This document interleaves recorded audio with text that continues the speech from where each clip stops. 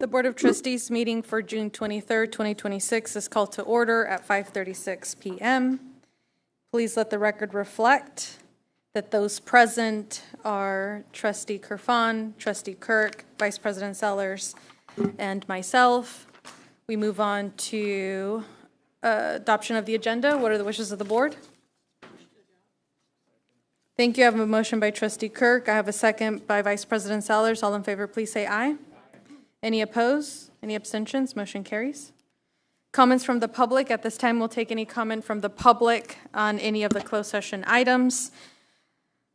We will take those that are present first. I don't see anyone coming forward. Any member of the public who is watching us remotely and wishes to provide a comment, the number to call is 559-276-3150.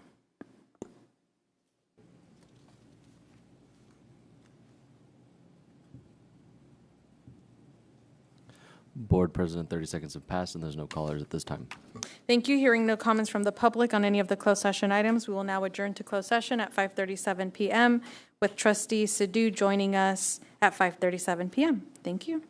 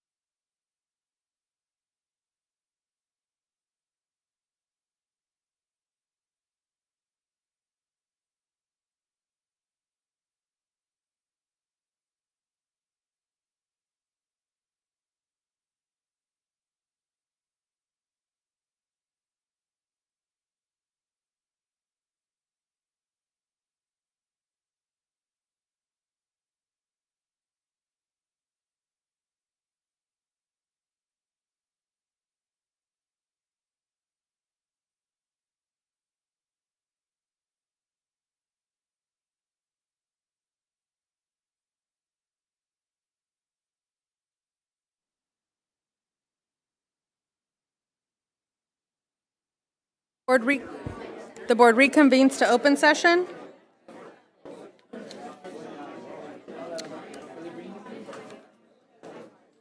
Items to report from closed session action. The board approved the certificated personnel report. A motion was made by trustee Sadoo, a second by trustee Kirfan. Motion carried 5 yeses with trustee Harman Singh abstaining and trustee Nandeep Singh absent. And he will be absent for the duration of this meeting. Classified personnel report was approved by a motion by Vice President Sellers, a second by trustee Kirfan. Motion carried 6-0. The board also took action to deny claim number GHC 0097921. A motion was made by trustee Kirk, a second by Vice President Sellers. Motion carried unanimously, again with trustee Nandeep Singh absent. The board also took action by a motion by Vice President Sellers and a second by trustee Kirfan to approve the superintendent's final evaluation tool. Motion carried unanimously. And with that, we will move to the Pledge of Allegiance. Vice President Sellers. Please stand.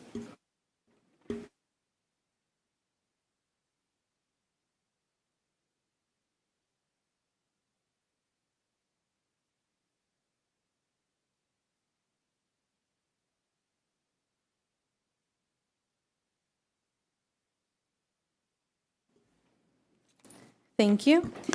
We now welcome our community engagement information. Our interpreter translators will begin with Mr. Lazo and then Ms. Saccone. Actually, we won't.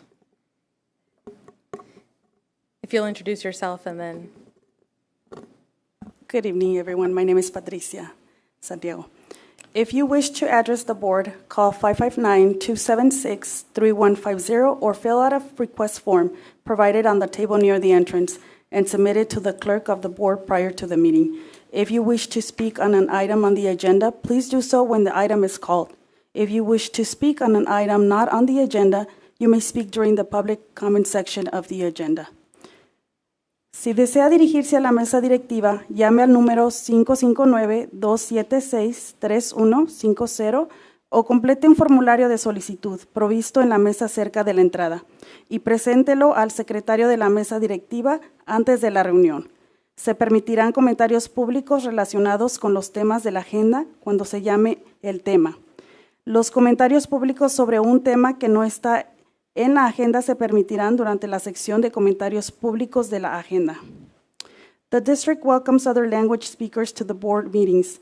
Anyone planning to attend and needing an interpreter for a language other than Spanish should call 559-274-4700, extension 10150, by noon on the Friday preceding the board meeting, or at least 48 hours in advance of the meeting, so arrangements can be made for an interpreter.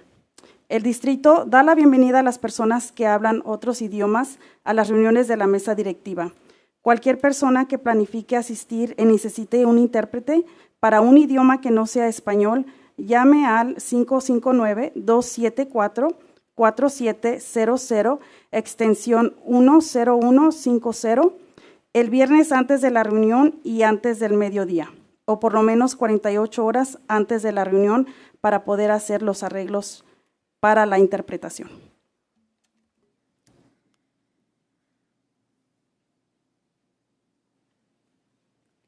ਸਤਿ ਸ਼੍ਰੀ ਅਕਾਲ। ਜੇਕਰ ਤੁਸੀਂ board ਨੂੰ ਸੰਬੋਧਿਤ ਕਰਨਾ ਚਾਹੁੰਦੇ ਹੋ ਤਾਂ 559 276 3150 ਤੇ ਕਾਲ ਕਰੋ ਜਾਂ ਐਂਟਰੀ ਦਰਵਾਜ਼ੇ ਦੇ ਨੇੜੇ ਟੇਬਲ ਤੇ ਦਿੱਤੇ ਗਏ ਇੱਕ ਬੇਨਤੀ ਫਾਰਮ ਨੂੰ ਭਰੋ ਅਤੇ ਮੀਟਿੰਗ ਤੋਂ ਪਹਿਲਾਂ ਇਸ ਨੂੰ ਬੋਰਡ ਦੇ ਕਲਰਕ ਕੋਲ ਜਮ੍ਹਾਂ ਕਰੋ। ਜੇਕਰ ਤੁਸੀਂ ਏਜੰਡੇ ਦੇ ਕਿਸੇ ਵੀ ਵਿਸ਼ੇ ਤੇ ਬੋਲਣਾ ਚਾਹੁੰਦੇ ਹੋ ਤਾਂ ਜਦੋਂ ਏਜੰਡੇ ਵਿੱਚ ਉਸ ਵਿਸ਼ੇ ਦੀ ਵਾਰੀ ਆਵੇ ਤਾਂ ਤੁਸੀਂ ਉਸ ਬਾਰੇ ਆਪਣੇ ਵਿਚਾਰ ਸਾਂਝੇ ਕਰ ਸਕਦੇ ਹੋ। ਜੇਕਰ ਤੁਸੀਂ ਏਜੰਡੇ ਤੋਂ ਇਲਾਵਾ ਕਿਸੇ ਹੋਰ ਵਿਸ਼ੇ ਤੇ ਬੋਲਣਾ ਚਾਹੁੰਦੇ ਹੋ ਤਾਂ ਤੁਸੀਂ ਏਜੰਡੇ ਦੇ ਜਨਤਕ ਟਿੱਪਣੀ ਸੈਕਸ਼ਨ ਦੌਰਾਨ ਅਜਿਹਾ ਕਰ ਸਕਦੇ ਹੋ। ਸਾਡਾ ਜ਼ਿਲ੍ਹਾ ਬੋਰਡ ਦੀਆਂ ਮੀਟਿੰਗਾਂ ਵਿੱਚ ਹੋਰ ਭਾਸ਼ਾ ਬੋਲਣ ਵਾਲਿਆਂ ਦਾ ਸਵਾਗਤ ਕਰਦਾ ਹੈ।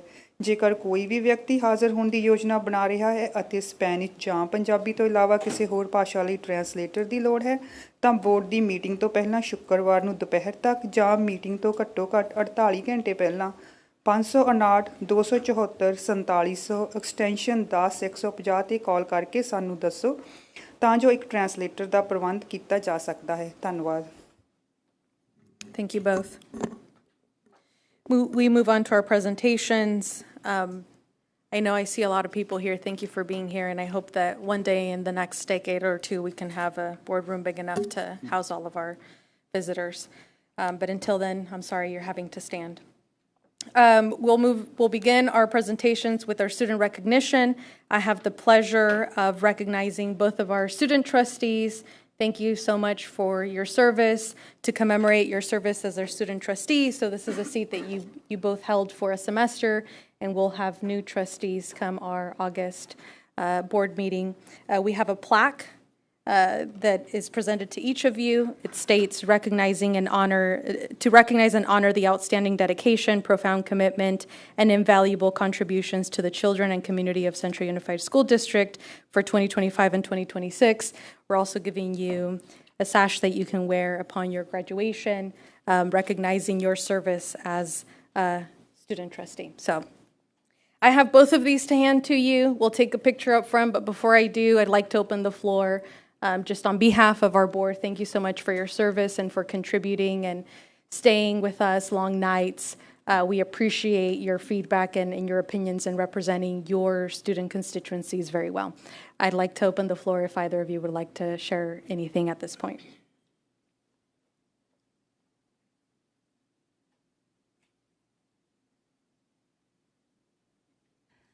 Hello, everyone. It's been a really interesting year. As applying for trustee, to be honest, didn't really know what I was signing up for, and it was my first year at East, and coming into East, I knew I wanted to be involved. Signing up for this, I had no idea I would get to meet the people I've met this year. I made so many connections just throughout Central Unified with staff, teachers, board members, and so much more. I was really thankful for this opportunity, and I was really grateful to be able to represent Central East as a whole. And I just feel like I owe it all to my peers and community along our campuses. I just want to thank our past trustees for laying this foundation and giving us the guidance. I wanted to thank our community and students at East, where we all fought for change and we brought awareness to so much together. And without them, I don't think I'd be where, or just gain the confidence I was able to this year.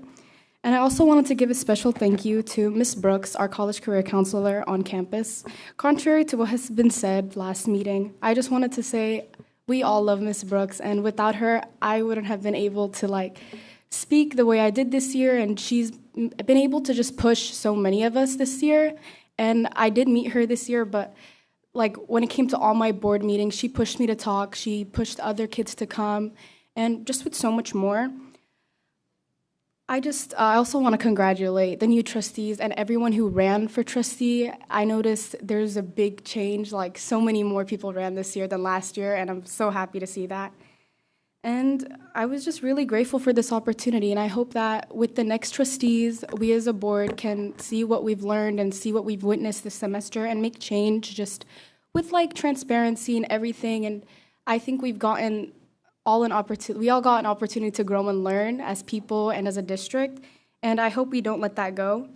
And thank you so much for allowing me to be in this position. Kernor?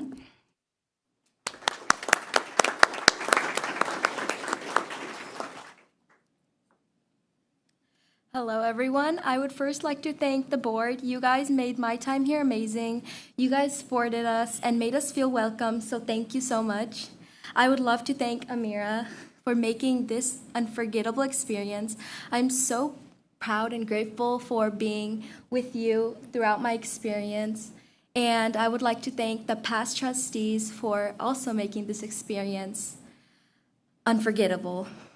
I would like to congratulate the new trustees for continuing on this legacy that began last semester. I really hope I helped our community grow and make a difference. I would like to congratulate our upcoming trustees, and I hope you guys will make the central student body heard. Thank you.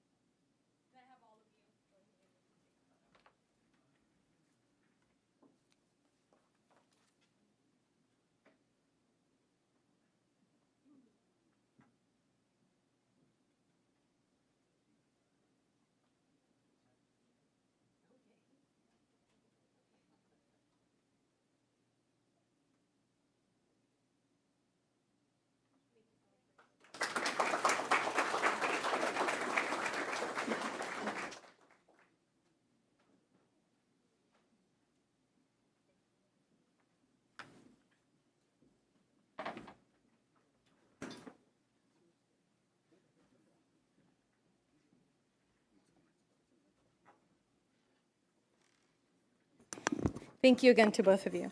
We now move on to our employee recognitions. I'll turn it over to Dr. Childs. Yes, good evening, everyone. President Carrillo, Vice President Sellers, members of the board, and Superintendent Dr. Marshall. Tonight is a very special occasion. As you can see everyone behind us, these are our retirees that we'll be honoring, in addition to some of our site administrators that have been newly hired at various sites. So we're first going to start off with our site administrators that we will have to come up, who are the principals, and they will be able to speak to you just for very briefly, and then shake hands with the board as we welcome into the Central Unified family. The first principal that we want to recognize is a longtime vice principal here in Central Unified, and that is Barbie Woodard, who's going to be the principal at Houghton Kearney Elementary.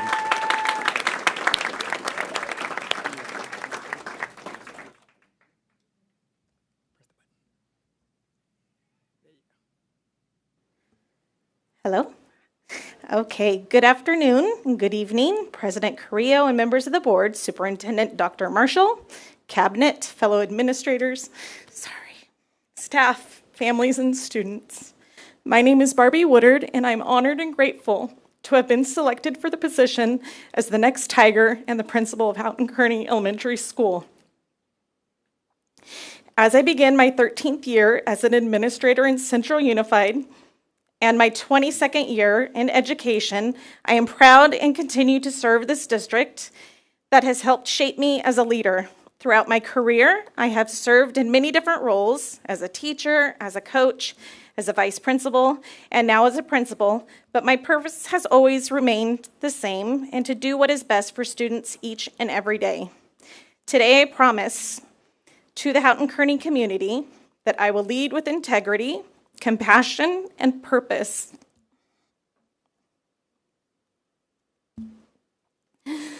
I will work alongside the dedicated staff, partner with our families, and empower our students to reach their fullest potential as future leaders. And their success will be my success, and their victories will be my victories. And together, those achievements will become our collective wins.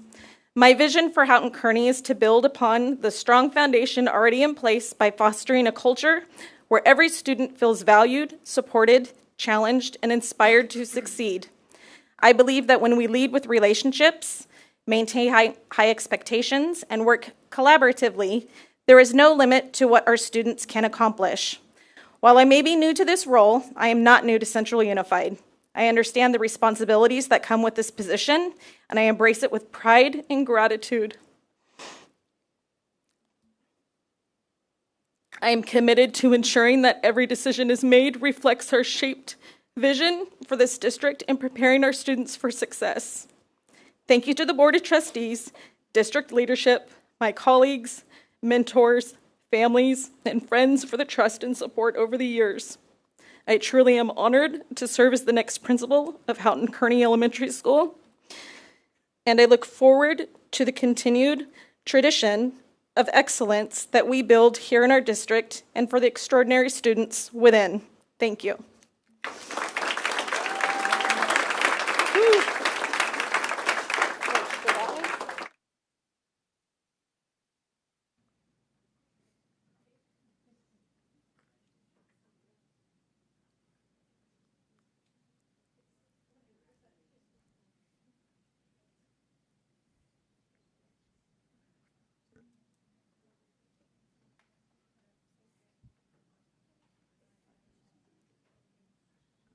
All right, and I have a special place for Miss Woodard. She was my son's vice principal, and he loved it, so appreciate you. The next principal that we want to recognize is Dr. Liliana Gomez of McKinley Elementary.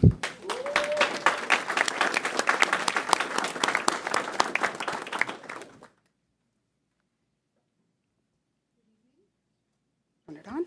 There we go.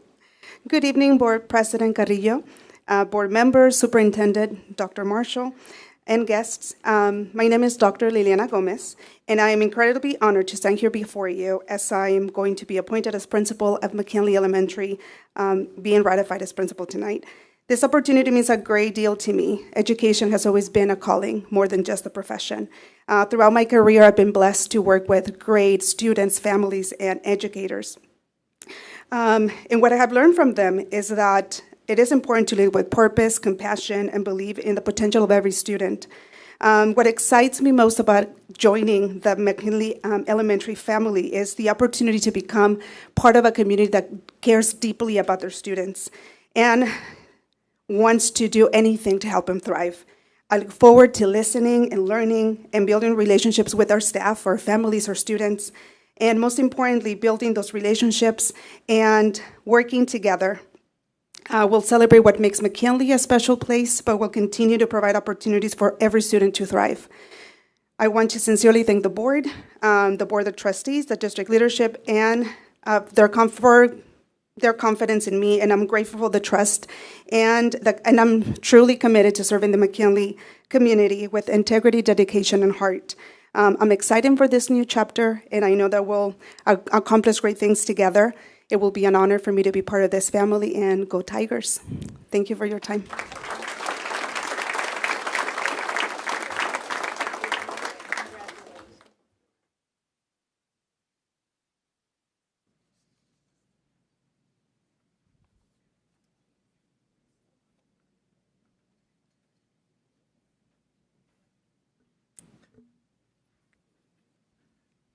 Congratulations.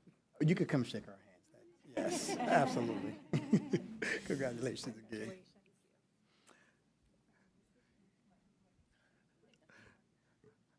The next principal we want to honor tonight that we are welcoming also to the Central Unified family is Michael Hamilton of Harvest Elementary.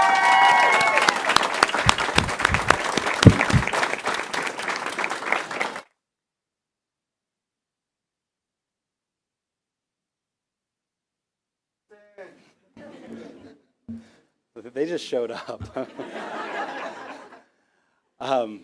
Good evening, Superintendent Marshall, members of the board, district cabinet, and Central Unified community. My name is Michael Hamilton, and I'm honored and humbled to be the next educational leader at Harvest Elementary. I come from a family of educators. Both my mother and father were teachers, principals, district superintendents, and my father retired as a county school superintendent. I married a beautiful TK teacher, and even my grandmother was a 6-foot-tall kindergarten teacher. Good genes. I just wrapped up my 20th year in education. While the last 6 years have been at a leadership role at Sanger High School, the bulk of my career has been at the elementary level. My personal philosophy about education stands on 3 pillars. Number 1, it is our job to inspire curiosity and hand students the tools to become lifelong learners. Number 2, as educators, children are our special interest. I will do everything in my power to make sure that students have what they need and deserve at Harvest. And number 3, my father used to say, school is the coolest place in town. I used to roll my eyes and say, yeah, Dad. But he was right. School is the coolest place in town, and I will strive daily to make sure that our Hawks are loved, excited about learning, and they ultimately feel a sense of belonging and connectedness. These 3 beliefs rest solidly on my foundation that teaching is a calling for redemptive service. I believe that the Lord has put me in this position at the right place, at the right time, and given me the tools I need to create an impact at Harvest Elementary. I've had an incredible journey over the last 20 years, and there are some people that have stood alongside me to make that happen. I would like to introduce my family and thank them. This is my wife, Sonia, who loves her TKers, but was very excited to sit on our porch swing last week and have a quiet cup of coffee. This is my son, Christian, who just finished up his first year at Sacramento State and is working with California Teaching Fellows this summer. And my daughter, Maddie, who just finished up her freshman year of high school and is involved in leadership, golf, and FFA. I heard a rumor that they were coming, but these are all the amazing educators behind me that have been part of the education team that I have basically lived with for the last 16 years. I see them more than I see my own family. And I know that many of you understand that. This group of outstanding professionals has helped to shape me into the educational leader I am today. And then finally, my parents who couldn't be here this evening. They have not only been incredible parents, but valued educational mentors throughout my career. My mother lives in San Diego. My father passed away a few years ago, but this is a moment that he wouldn't have missed, and I know he's here. Before I end, I want to take a moment to acknowledge something that I mentioned in each of my interviews for this position. For the last several years of his life, Justin Garza was my friend and neighbor. His family lived 2 doors down from me, and our kids went trick-or-treating together, played street hoops together, and they grew up together. Justin was a fierce teacher, coach, husband, father, and friend. When I saw this position open up, I was called to apply. Justin's motto, "Stand for More," was not just a one-liner. It was a promise, and it was a demand. I am so blessed to have had him in my life, and I'm equally blessed to serve the community that feeds into a building with his name on it. Thank you for placing your faith in me and allowing me the opportunity to serve Central Unified. I promise to cultivate and harvest a culture that all of us would want our children to grow and flourish in. I promise that I will have high expectations and tough conversations.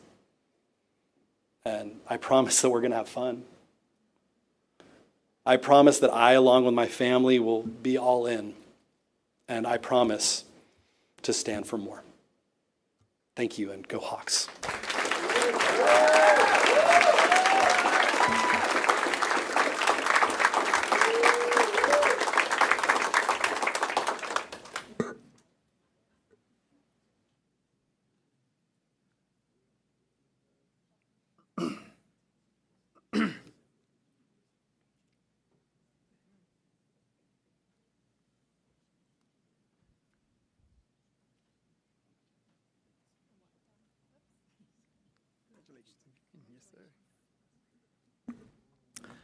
Right. And the final principal that we want to introduce tonight, and we're also going to introduce his VP with him because she is here and her family is here with her, so we want to make sure that we just take time to acknowledge them, is going to be Principal Matthew Tobin of Garza High School, and his vice principal is Simran Atwal.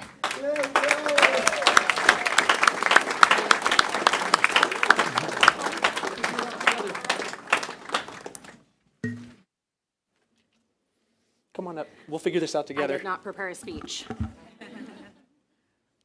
Board President Carrillo, Vice President Sellers, Clerk Kerfan, distinguished trustees, and Superintendent Marshall. Good evening. I am deeply honored and profoundly humbled to stand before you tonight to formally accept the role of principal at Justin Garza High School. Michael, I appreciate you leading in to my thing tonight because that's what I'm going to talk about is standing for more. My connection to this institution began in September of 2020. Though my initial path to serve as the athletic director was not realized at the time, my commitment to and admiration for this community was always in the background. I have always been fiercely drawn to the school's defining motto, "Stand for More." To lead a campus anchored by such a powerful charge carries immense responsibility, a challenge that I accept with absolute certainty and enthusiasm.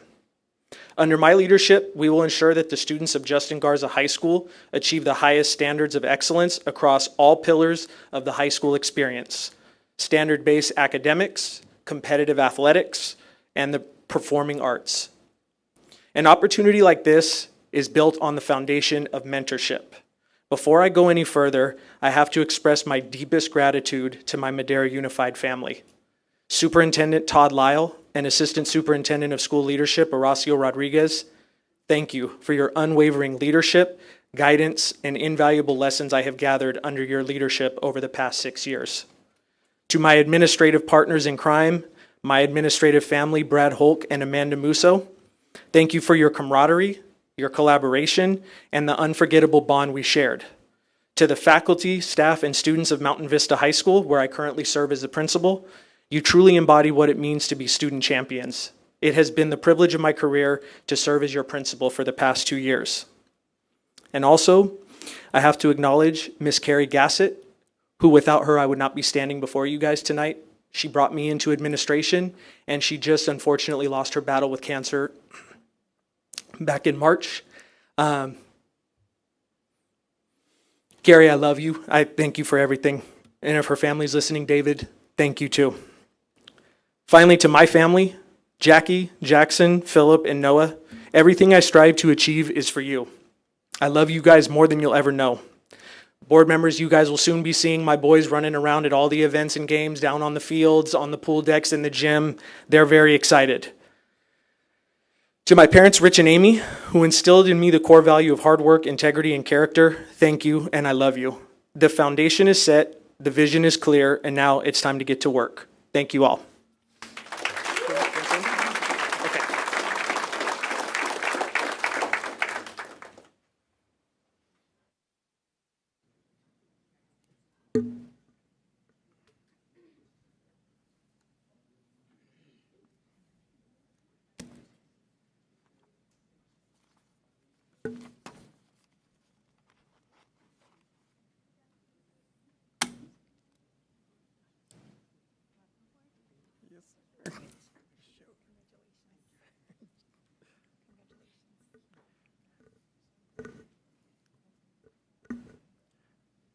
All right, so congratulations to all our newly appointed principals, the vice principals that came just to support them, and the families that came out. We want to say thank you.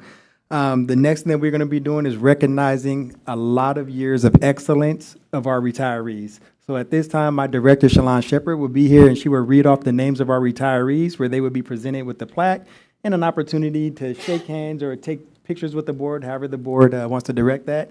And hand it over to Dr. Shepard. All right, thank you. Next, we would like to recognize exemplary Central Unified employees who are retiring from the district and have collectively given, are you ready for this? 1,801 years of service to Central Unified.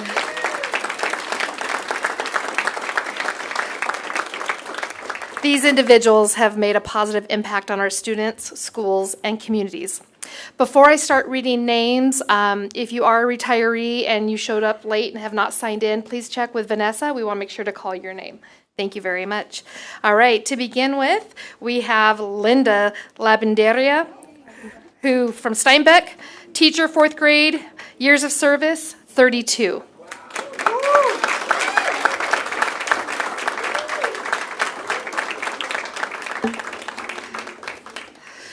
Christina Burke, Herndon Barstow, teacher, kindergarten, years of service, 20. Cora Ramos, Herndon Barstow, teacher, TK, years of service, 23. Danielle Urquhart, Central East High School, position, teacher, visual arts, years of service, 26. Edward Robinson, from class, principal, years of service, 29. Elisa Silva, Steinbeck, teacher, kindergarten, years of service, 28. Evelyn O'Neill, Central Elementary, teacher, grade 1, years of service, 21. Gary Davis, Central High, athletic director, K-12, years of service, 24. Jacqueline Oliver, Madison, principal, years of service, 22. Jameen Mayon, Liddell, teacher, grade 3, service, 21.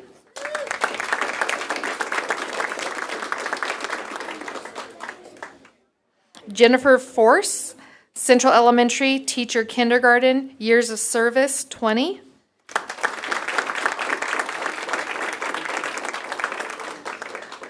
John Lowney, Madison, teacher, grade 6, years of service, 32.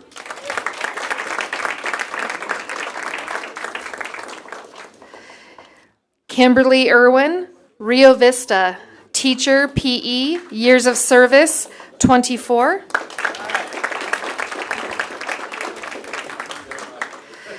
Nancy McEwen, Houghton Kearney, teacher, grade 7, Years of service, 33. Nora Cabellos, District Office, Family Engagement Manager, years of service, 22.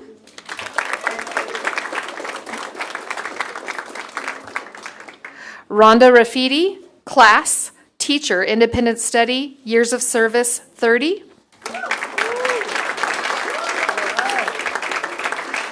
Susan Hamlin, Madison, Teacher, Grade 2, years of service, 13.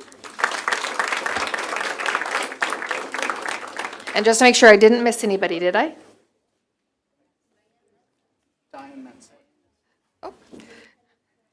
Diane Metzler, Independent Study, years of service, 24. Thank you.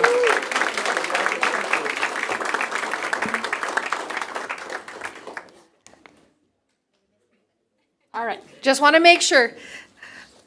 Let me just give a big heartfelt congratulations to all of you. I know there's many of us that look forward to one day to stand where you are.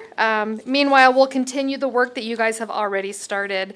So congratulations to our retirees. You've been an important part, inspiration to our students, our staff over all these years. We wish you all the best in your retirement endeavors, and we thank you for your contributions and years of service to Central Unified. Thank you very much. If you may come forward for a picture, please.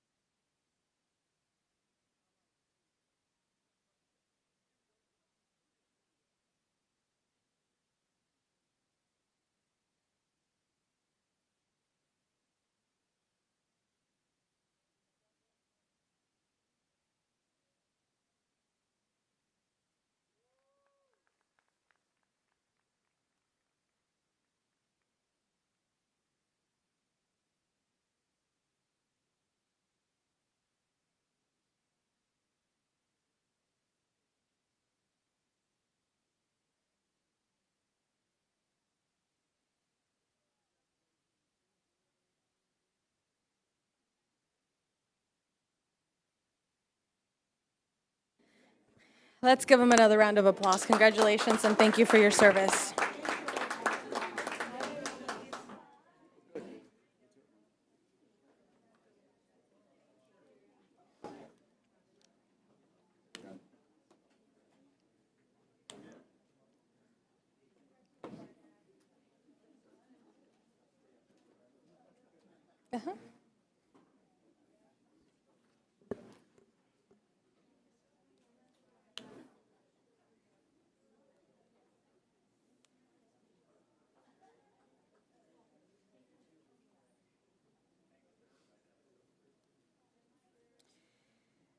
We move on to a report from the Foundation for Central Schools. We have Executive Director Dohi.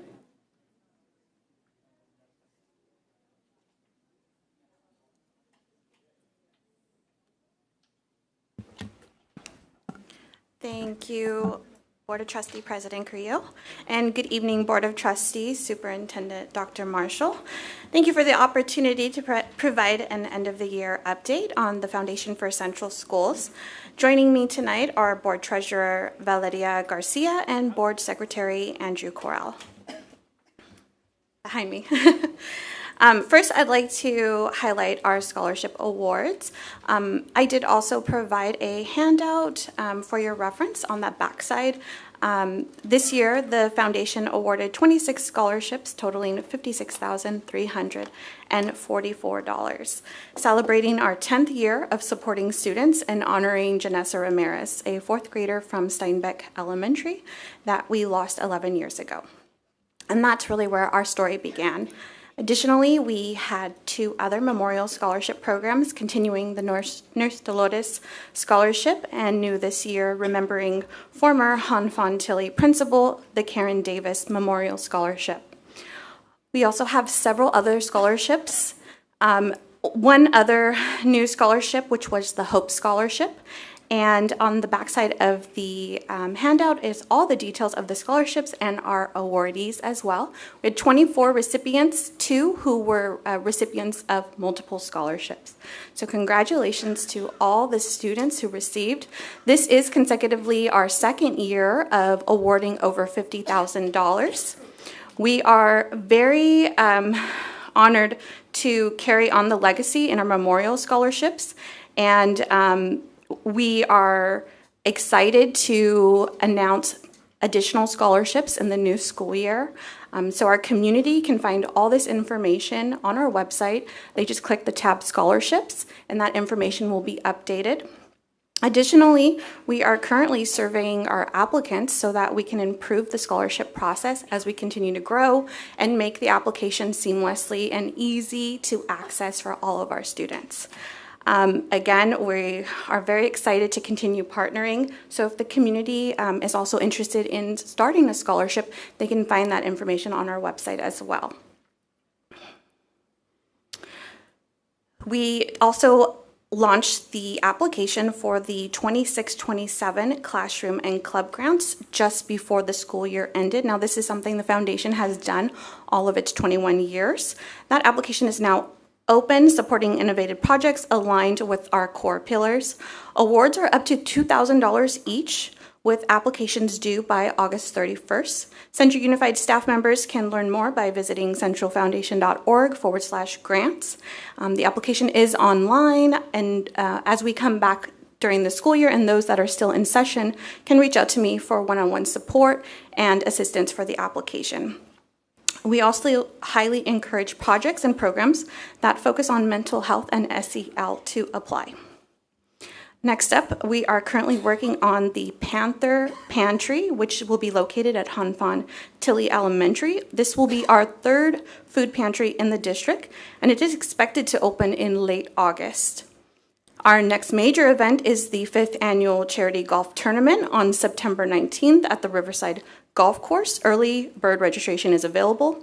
We have several groups that we're partnering up with this year, which we're very excited for. We have PTA, PTC, and booster clubs that are hosting contest holes to make it a little bit more fun, where they will directly be able to fundraise for their organization or their club. And then last but not least, we have received several grants and recognition, so I just wanted to shine a light on that. For the first time ever in the foundation history and also Central Unified history, Communications Department and Foundation are being recognized as excellence in publications and digital media. We have been selected for the National School Public Relations Association for excellence award and merit award. So congratulations to our team. The foundation specifically is being highlighted for the work on the state of the district, titled for the Central Unified 2025 Pillar Honorees, which for those that are new, we started roughly 3 years ago. I believe this will be our 4th year. So nationally being recognized for that, first time in our history, it's a great honor to have. Additionally, We took part in the Calviva Community Relief Tour. Calviva came out and toured some of our resources. Dr. Marshall, myself, and our foundation president, Joe Doylan, conducted a meet and greet, and we were also presented a $15,000 grant for emergency food and our shelter program, which will directly support our food pantries across the district. And then we also were recognized for the first time at the Central California Women's Conference as well, where we received the community grant for the foundation. And then last but not least, $64,000 from the City of Fresno ESG funds for the homeless prevention program, which will be managed managed by Central Unified Student and Family Services under the direction of Dr. Lopez. We assisted with that as well. So great accomplishments to end the school year, and that will follow into the new school year. I'd like to just say thank you to the Board of Trustees and the Central community for your ongoing support this school year and for supporting the mission to serve the students and families of Central Unified. We look forward to serving the community in the new school year. Thank you so much.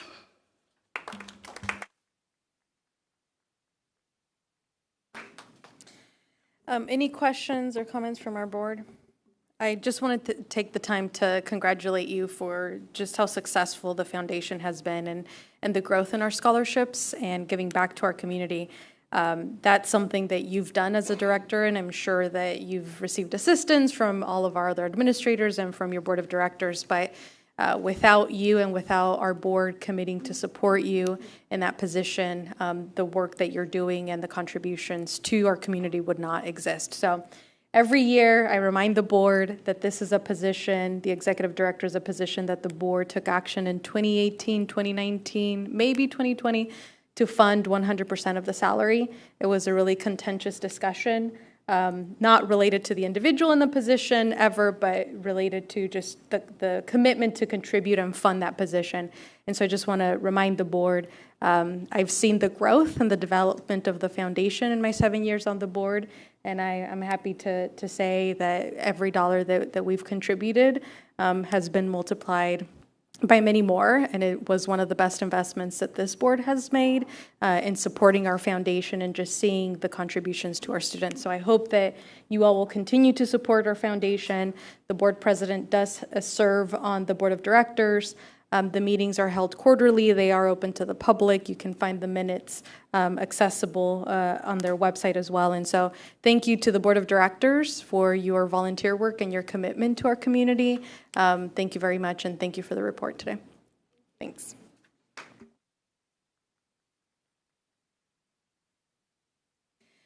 Okay, we move on to employee association highlights. Do we have our board, our CUDA president, Laura Bolton, or a representative present? We do not. Do we have anyone from CSEA? President Angie Aguirre? Also no. Okay. We move on to superintendent board communications. We will first hear from Dr. Marshall, our superintendent. Okay, I'll give my final report for June. We'll start with the June highlights. We have some athletes that are competing in the national competition. They'll be back here next month. But we had a great time at the graduation ceremonies, and our summer programs have commenced very successfully. I mean, I've talked to a lot of employees that are working the program, and they say this has been probably the most successful year to date. So I want to highlight that. As far as the 25-26 reflections, what you'll see, board members, at your respective stations, you have a copy, a draft message that will go to the community. And basically, I'd like for you to look at it in terms of, I kind of give a review of the year. There have been a lot of things that have happened this year, and I want you to look at it, and I may have missed things. So before it goes out to the community, I want you to take a look at it. So you have that there. Next, I'd like to just do a brief evaluation of my entry plan into the district. So I want to first start as far as some of the goals that I established. One is as far as a transition of leadership. I mean, that has been seamless in terms of the interim administration. Prior administrators have been very helpful as far as transitions, any type of questions that I have, that's been very seamless. and even the current administration as far as being very helpful. As far as the structure to listen and learn about Central Unified, not just the district itself, but as far as this community. And if you look at those pictures, that's a picture of me personally walking my dog.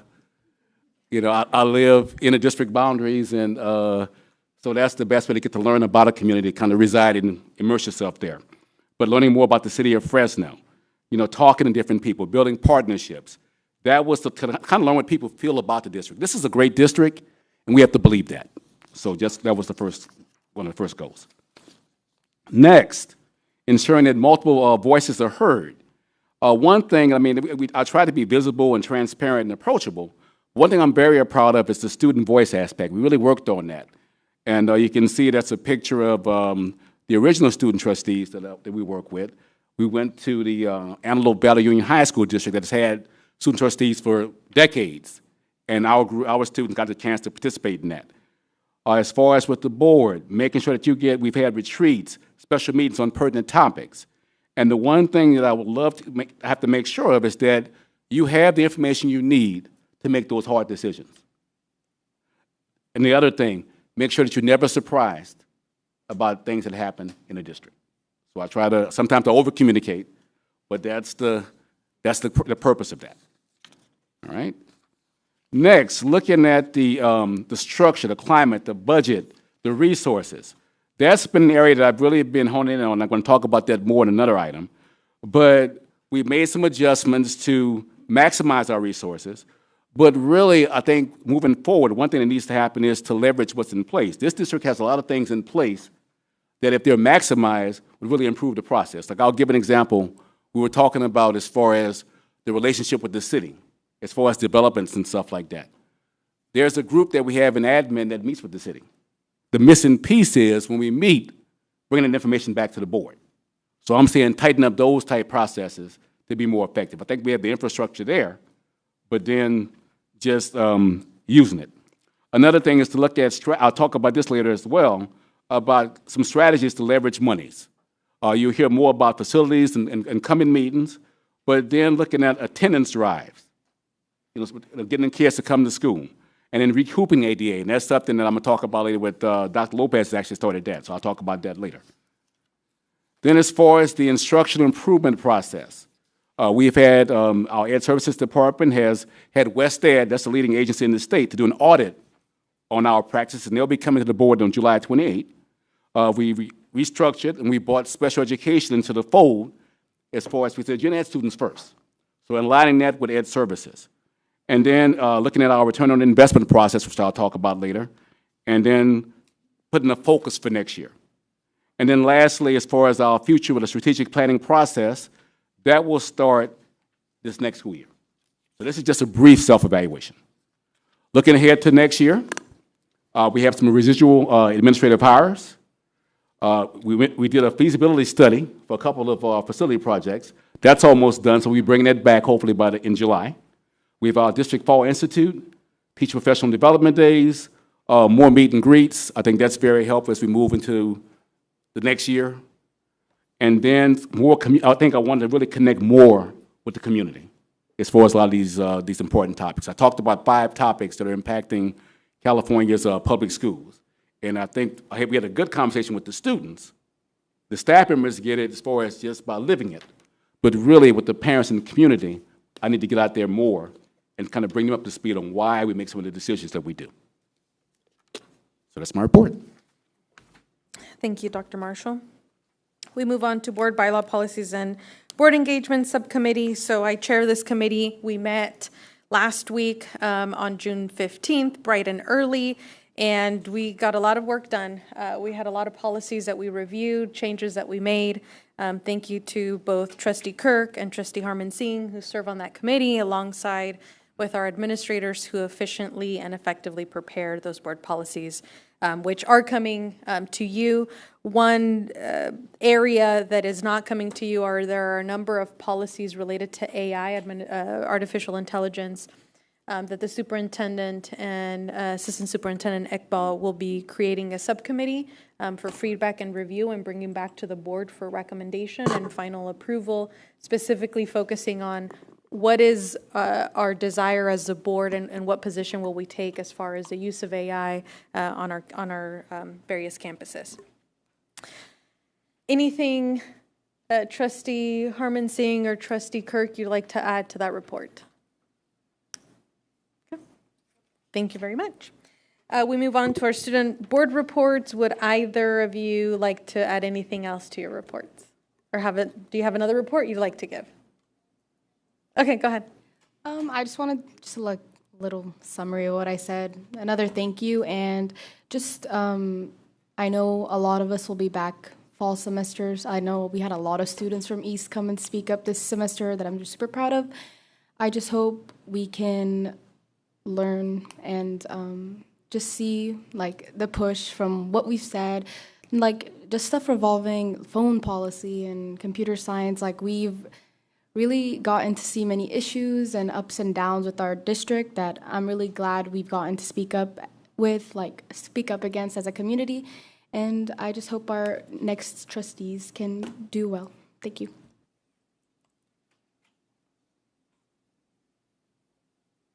Thank you both again for your service. I'm really excited that this board has, that the students took the initiative a year ago to ensure that you guys have those positions. And so thank you for speaking up and sharing your opinions, both yours individually, but also the constituency you represent. We appreciate that. And then finally, board reports. Is there any member of the board that would like to provide a report? Trustee Sadu? Just wanted to make a quick comment. Just wanted to comment on Dr. Marshall's 1 year. Thank you for, putting in all the hard work. It doesn't go unnoticed, especially by the board. So we appreciate all the work you've done so far.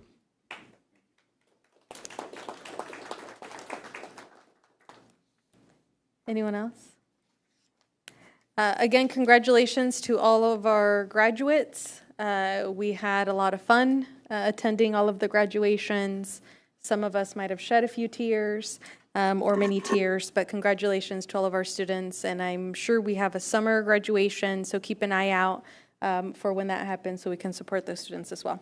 Thank you to our administration and all at each campus as well for a safe and effective and efficient graduation. We appreciate that.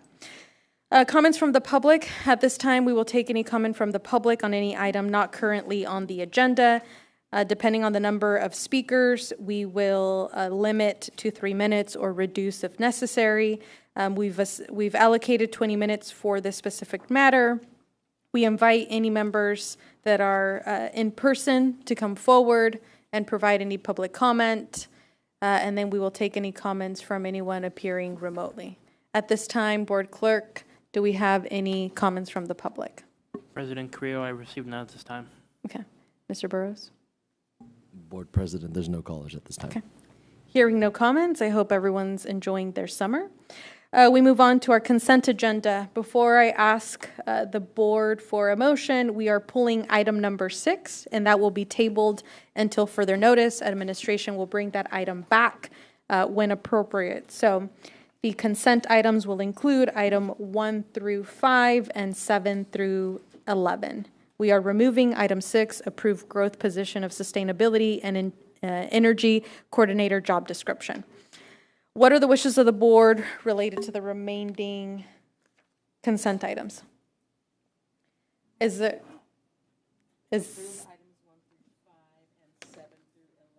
Thank you. I have a motion by Trustee Kirk. Would one of our student trustees like to second that? Second. Thank you. I have a motion by Trustee Kirk. I have a second by Trustee Kong. Okay. Student Trustee Kong, how do you vote? Aye. Board members, all in favor, please say aye. Aye. Any opposed? Any abstentions? Motion carries unanimously. Thank you very much. And we move on to our action items. Our first item is student discipline case number 2526018. What are the wishes of the board on this item? I'll make a motion to approve the recommendation provided. Is there a second? So moved.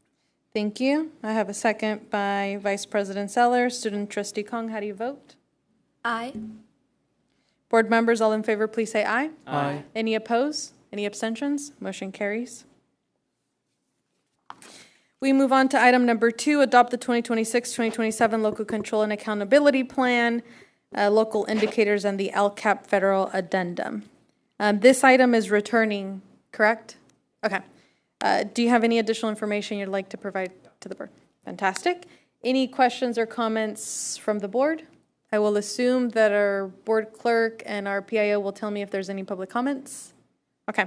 What are the wishes of the board on the adoption of the 26-27 Local Control and Accountability Plan? Thank you. I have a motion by Trustee Kirk. Is there a second? Second. I have a second by Vice President Sellers. Student trustees, how do you vote? Aye. Aye. Thank you. Board members, all in favor, please say aye. Aye. Any opposed? Any abstentions? Motion carries. Next, we move on to adopt the 26-27 proposed budget. This is a returning item following public hearing and presentation at our previous board meeting. Are there any additional reports to provide? Seeing none. Any questions or comments from the board? What are the wishes of the board on the adoption of the 26-27 proposed budget? Motion to approve. We have a comment to make. Will you withdraw your motion? Thank you. There was a question proposed earlier in regards to materials, books and supplies, and just where the money, what the money is being spent on. So just to report out on that, part of that money is each of our teachers receive $450 a piece for material and supplies for the classroom to use at their discretion for what is needed for their students, as well as the textbook adoption that we have adopted for the next year. And the Chromebook refresh is a part of the material and supplies fund as well. Also, we pay for our software licensing fees out of that, our food service supplies, custodial supplies, really any supplies that the district uses as a whole comes out of that, as well as medical supplies and uniforms. Okay. And that's $450 per teacher. Classroom. Per teacher. Per teacher. Mm-hmm. Okay. Does that get us anything? It's more rhetorical. Don't need a response. Just depends on where you shop. Yeah. Any questions, comments? We are on number 3, adopt the 26-27 proposed budget. Okay. Thank you, Board President Carrillo. I have a couple questions then. Okay. So thank you, Director McCurley. I think that was one of my questions about the books and supplies budget. Are we looking at materials and supplies there, or the books and supplies? So it's both. It's Right. It's books and supplies. Within supplies are materials and supplies. Right. So I was curious because we have $21 million on materials and supplies, and that's separate from textbooks, books, and other core curriculum materials. So when you're looking at books, you're looking at library books as Right. well. That comes out of that. All of the material supplemental to what the teachers are using in the classroom that is not an adopted textbook also falls under the materials and supplies. Right. Okay. So it's Janitorial, it's food service supplies. We're talking, the materials that they're using to distribute the food. You're looking at anything that transportation needs for supplies for the drivers. You're looking at uniforms for students. We talk about athletics as a huge contributor to this. Our athletics go through a lot of equipment, and that all comes out of that as well. So all athletic equipment comes out of materials and supplies? Correct. Okay, thank you. And then could we expand on the $41 million for plant services? Is that like our groundskeeping? Plant services are related to maintenance and operations. Okay. Does anywhere in that budget include the money for planting new trees? So I know that there is money that is set aside for curb appeal, but I do know that there's restrictions as to what we can plant and what the rules are. Jesse Bath knows a whole lot more about that than I do. I just know the gist of there are rules and regulations that we have to follow when we're planting. Do we have any money allocated for planting new trees at our schools this year? I would have to defer to Jesse Bath on what he allocates his funds for.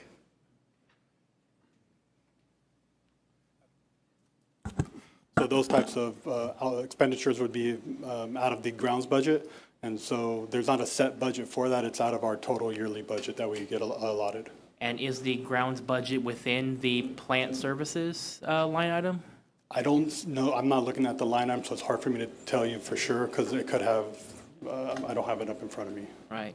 And that's kind of like my issue I've had every year with this budget process, is that we get this, spreadsheet that is made for accountants, but it's not really legible for laymen, for the public. Frankly, even myself, I find myself having to search up what each of these terms mean. I can only imagine what someone wanting to review our budget is curious about. So I'm just hoping in the future we can eventually get to a point where we can include these line items and summaries so we can better understand what's in each of our items. Because I would like to see us have some sort of funding for planting new trees. I know many of our sites do not have, could benefit from more curb appeal. They could have more trees, more shade, especially when it's summertime and you have students that are still in school, they're waiting for the bus, and there is no shade to be found. That's one of the things I'm looking for with our budget, but... So, Trustee Kerfan, can you clarify, because I'm hearing you make 2 points. One is that you feel that the information and the way that it's being provided doesn't provide enough detail, actually 3 points.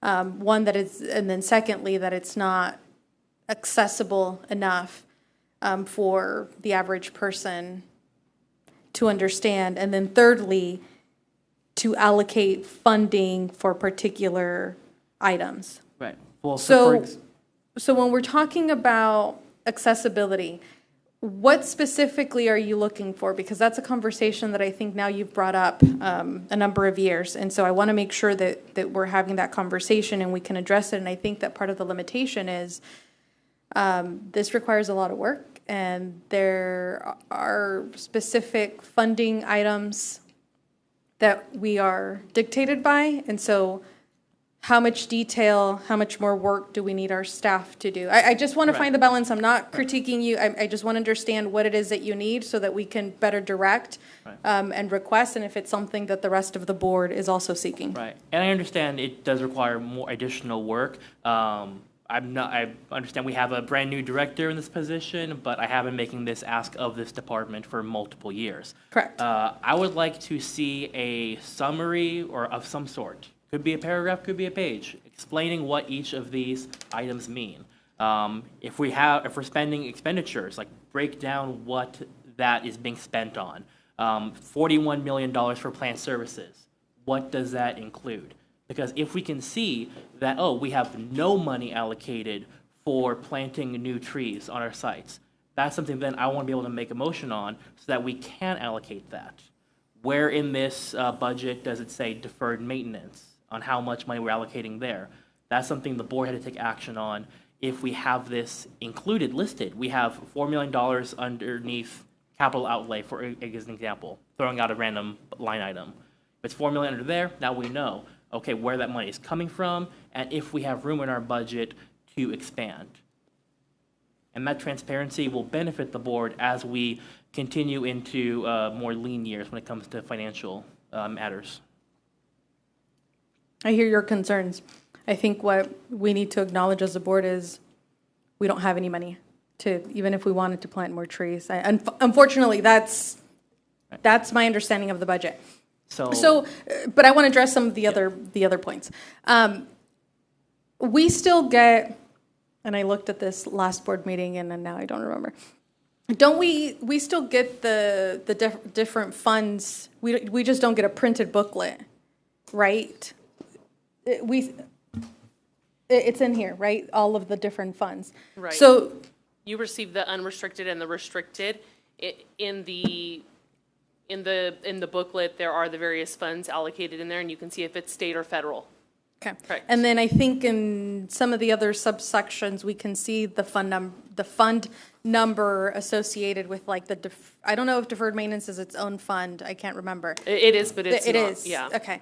And then the capital outlays is a whole different funding. It's not the same thing as deferred maintenance. Correct. So I'm wondering if what we actually need to do is have a workshop in which we can actually get into the details and break it down so that there's a better understanding. Yeah. I was giving an example. I know deferred maintenance is not part of capital outlay. That was just me throwing out two random line items. But my thing is if we're looking at I'm picking one example here. Plant services. You're saying we don't have money for new trees out of that 41 million. Out of that 41 million, maybe we do. Maybe there's something in there that is not a priority for us anymore. That's why I want to see more information as to what each of these items entail. Okay. Do we have, based on the existing information that we're provided as a board, do we have the ability to see that specific detail that Trustee Kerfan is asking for? I don't have that ability to do that with this reporting. That would be additional reporting that we would have to provide. We do have the ability, yes, but in the reporting that we're providing, it does not detail that specific. We would need to do that reporting. And it's available, we can do it, of course. See, can I? Yeah, of course. So what happens if you look at our software, there's not a really detail. What we have to do is look at each and every invoice and say, okay, what is this invoice paying? Because when we pull the report, there is no report that says what invoice goes where. When we pull the report, it says supplies, tires, and that's what it is. I understand what you need. What we can do is we have to look at all the invoices and say, okay, this is tire, this is trees, this is details. So that's why we don't have any software that can pull that report. It has to be done manually. That's the problem. Yes, there are other software which are much better, but the one we use for Everest, the county, it's very limited. Right. And what I'm trying to say is I understand we can't do that today, but as the budget's gonna still remain tight next year. Right. You know, the way the economy is looking, it's going to be harder next year. Right. Having more information that not just the trustees can see, but the public will make it better for our entire community so Absolutely. we understand our budget. No, I understand. Anyone can understand it. Yeah. So, we have a Finance and Facilities Committee. Do you chair that? I do. Okay. So why don't you guys properly agendize an item to discuss what that looks like? Because my concern and my only critique would be we need to provide more clear directives as to what it is we want. What you're asking for, because you keep asking for the same thing. And so we're clearly not communicating effectively in order to be able to provide that information. And so perhaps the committee can have a discussion of what that looks like. And then a larger discussion can be had as to what does that human power look like, Right. And whether that's feasible. Again, I'm not diminishing what you're asking for. I just want to make sure that we have a plan in place so that we can move forward. I think and what we can move do past these is, discussions. we'll pull the reports like general ledger, invoices, and you can tell us which report works for you, and then we can do a summary. We'll put like separate, different reports that we can do. Yeah. Okay. No, we'll definitely talk about this at the Finance Committee. Just know that it's not just the Finance Committee, it's also Finance, Facilities, and Safety. It's already probably the longest meeting of our subcommittees. Right. But also, like, this is not just for the board, what I'm asking for, it's for the public to have that additional level of transparency and understanding of our budget. I get that. I don't have the same issues with reading our budget and if there's a particular line item. So again, this becomes the subcommittee needs to prioritize if this is something, or otherwise we need to have a workshop and have a more detailed conversation. I just don't think it's effective and efficient, given that this is the third or fourth year we talk about this and saying it needs to be more user-friendly, and we haven't created it more user-friendly. Like, I don't know what that means. My undergraduate degree is accounting, so I will acknowledge that perhaps some of the areas I may have basic knowledge that the average person would not have. So again, I just want us to be able to more clearly articulate what it is we want. And if that's something that the rest of the board agrees with for purposes of the board and for purposes of the community, so that we can move past that and try to create something if that is the wish of the majority of the board. Vice President Sellers. Superintendent Iqbal, are we required to use the software program that we're currently using? Not really, but again, because we have a contract with the county, that's all we have. Okay. And, it's a county who does all the. Is that something that we could possibly agendize in the subcommittee to discuss what other opportunities are out there if there is a different program that's more suitable to what Trustee Kerfan is looking for? We can look at it. We can look at that, too. Okay. All right. Okay.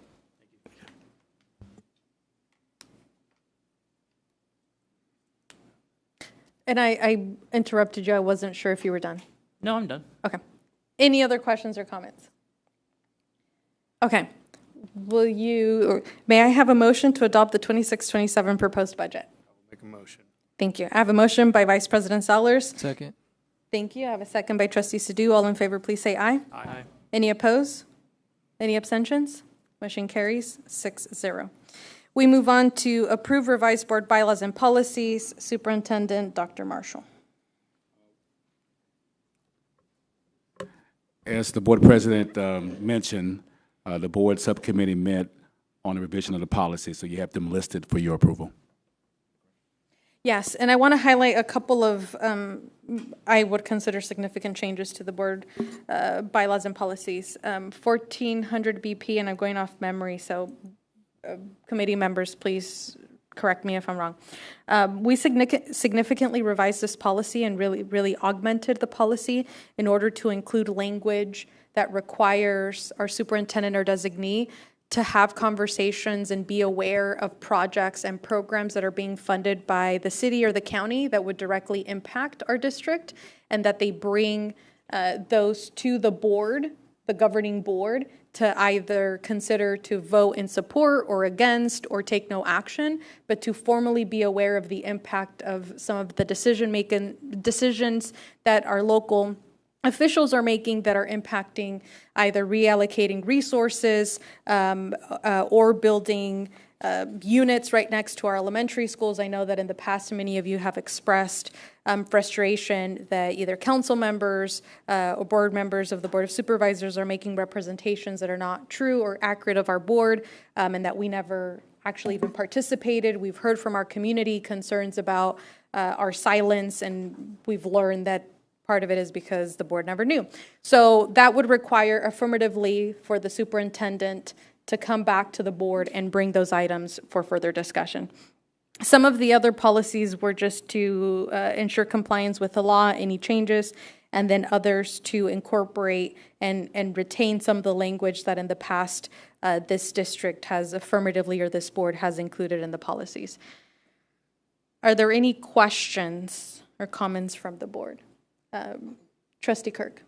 Thank you so much. I think just one for the community at large was the change to our high school graduation requirements that will be coming in 2030 and 2031, where we will begin requiring personal finance as well as ethnic studies as graduation requirements. So just so you know, we have some changes coming starting 2031. And both of those are in response to the legislature's action. So those are requirements by the law, which eventually the board will have to probably provide guidance or vote on any changes to the courses we're offering based on the demand and the needs of our students. So thank you for flagging that. Anything else? Trustee Kerfan? Yeah, I have a question on the, Student Use of Technology Board Policy, number 6163.4. It mentions that students shall be allowed to use technology, including AI, in accordance with district policies. What is our district policy on AI use? I seem to remember we had that flagged for the committee. That's one of the ones that should be pulled. So no. No. We needed to revise the student use of technology because it incorporates the agreement. And so there was specific language that we needed incorporated consistent with the cell phone policy. But as far as what is our AI policy, that's what that was in a separate board policy that will come back. Am I correct? You are. And so to address, we have yet to develop that policy. That's something that we want to do in that committee because we don't have an ethical policy around that yet. Right. So what is the timeline for that then? Administration is working on that, and they will bring back a proposed timeline. Okay. That was something that we redirected those policies to create the committee. So there's no timeline at this moment. So what is currently, because I assume that will probably not happen before the first day of school, what is then the current policy for our classrooms if there's AI? If a student says, oh, I'm using ChatGPT to write my homework, or the teacher is using, hey, just go on this AI website during class, is that permitted? So right now, we would be using the other board policies revolving around either cheating or plagiarism, indecency, obscene behaviors, obscene graphics, or racial issues. So it would be more of inferred that would also cover AI and the other technology uses, but specific to AI, a much broader picture was requested and needed because it involves not only instruction, but also human resources and other issues. And so that's, I believe, what the committee is trying to put more meat on the bones for that to better go deeper into AI right now. All right, thank you. So just so I understand what the current, status quo is, because you mentioned infer. What if a student is using AI for their assignments, is that considered plagiarism? So right now, it would be whether it was the student's work and whether the student could explain their work is typically how we assess whether the student is either cheating or plagiarizing, because the student is being asked to submit their own thoughts and their own work. So typically what would happen in that case is the teacher would then go, Mr. Childs, can you talk to me about your report? Can you explain a little bit about the claims that you made to see whether the student had actually utilized appropriately their brain, their thoughts, because there are ways to incorporate AI in that fashion, or whether AI actually wrote the whole project for the student. And are any classes requiring the use of AI for an assignment or curriculum? That's something I would have to get back to you on right now. Thank you. Actually, let me correct that. That's something I would have to get back to you when our teachers return. Thank you. I don't think any of our existing board policies, even our existing BP on technology use, addresses that.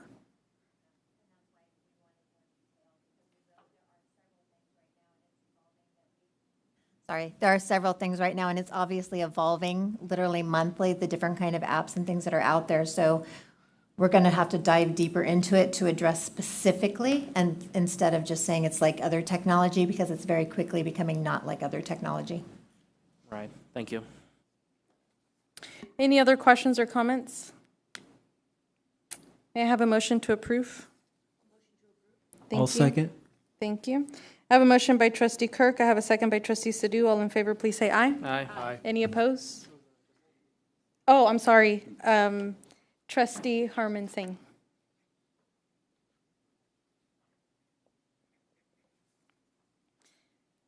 All in favor, please say aye. Aye. Any opposed? Any abstentions? Motion carries. We move on to approve out-of-state travel. Superintendent Dr. Marshall. Well, on this agenda item, there are 3 individuals that will be traveling out of state. 2 were mentioned previously. You have Serena Dohe. She's our foundation director of for Central Schools, Foundation for Central Schools. And you have Oli Tapia. He's our communications specialist. And they were selected for a national conference in New Orleans. And we also have one of our bus drivers that will be competing in the International Safety Competition in Austin, Texas. This is a big honor for our school district. Any questions or comments? I'll move to approve. Is there a second? Thank you. I heard a second by trustee Kirk. All in favor, please say aye. Any opposed? Any abstentions? Motion carries. Item number 6, approve district fuel bid 26-01-7700. Director Both. Good evening, Board President Carrillo, Superintendent Dr. Marshall, and board members. Tonight, we're bringing our district fuel bid that was opened on June 4th.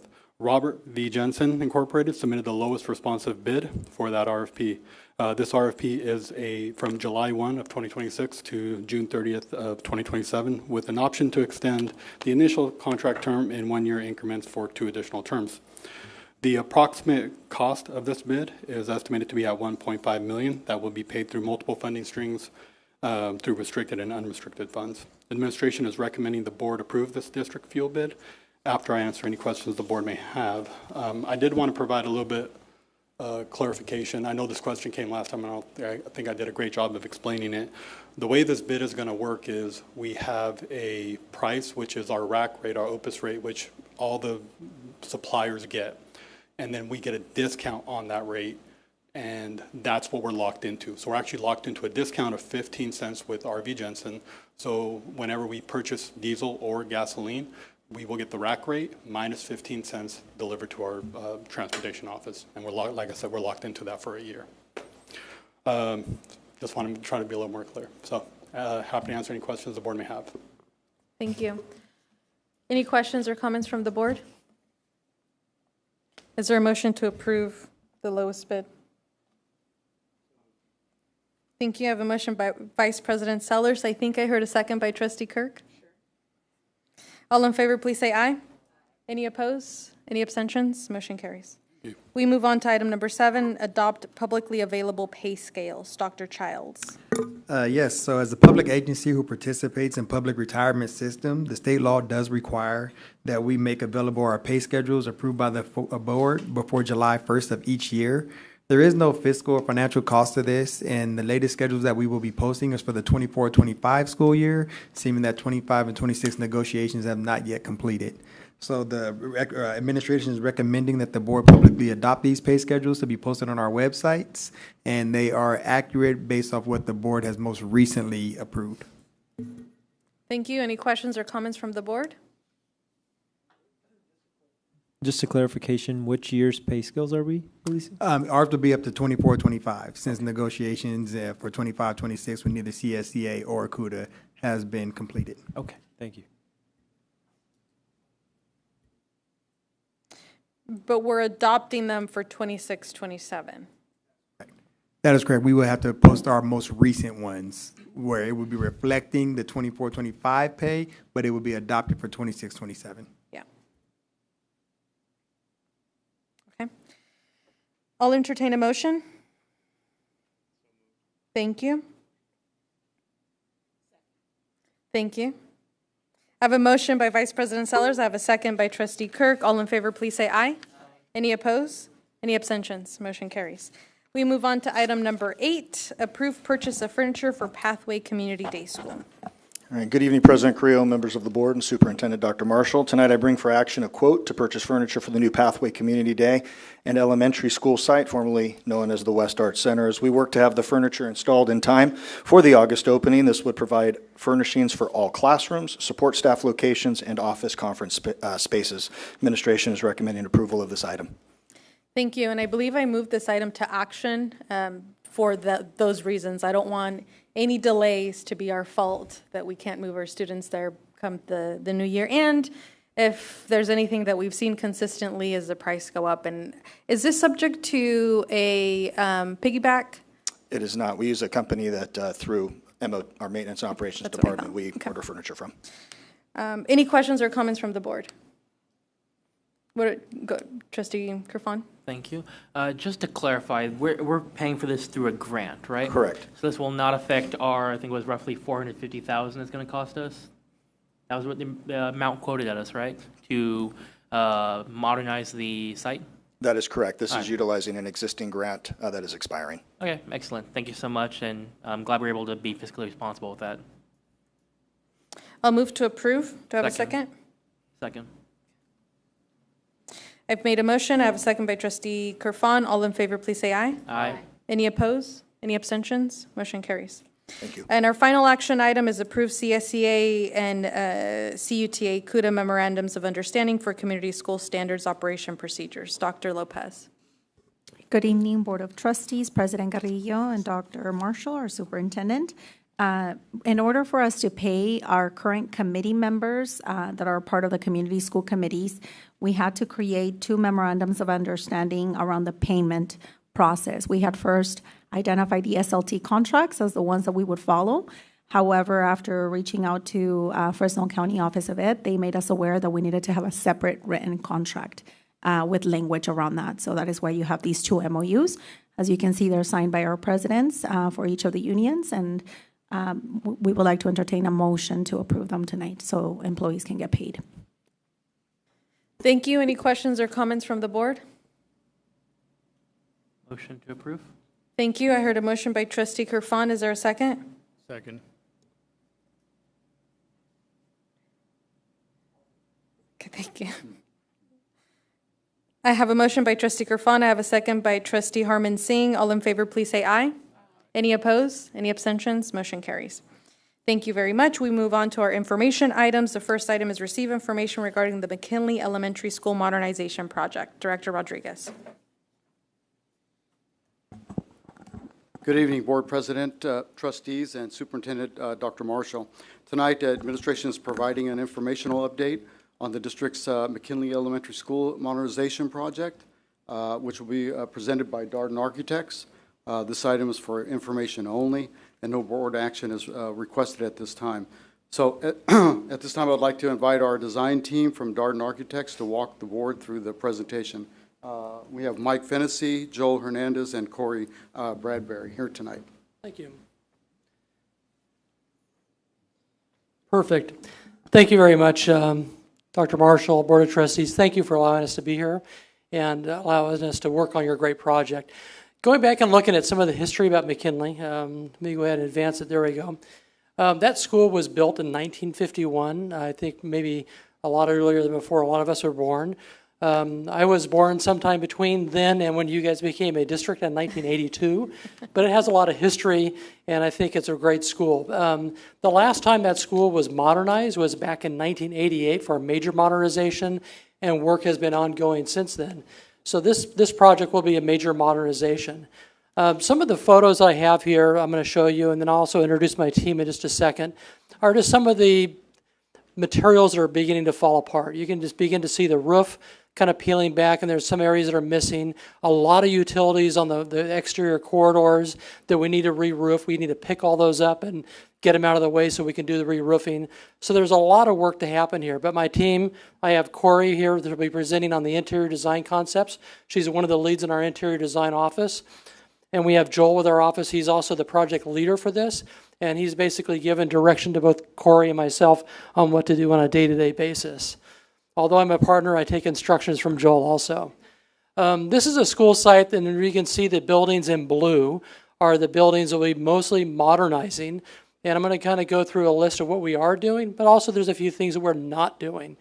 What scope of some of the things we are doing is doing HVAC replacement throughout, lighting, fire alarm replacement, flooring, wall finishes, casework, and then also roof insulation and all that kind of stuff going down the list. New hardware, and in some cases, a lot of the concrete walks are no longer compliant with ADA. For accessibility, we'll be replacing those.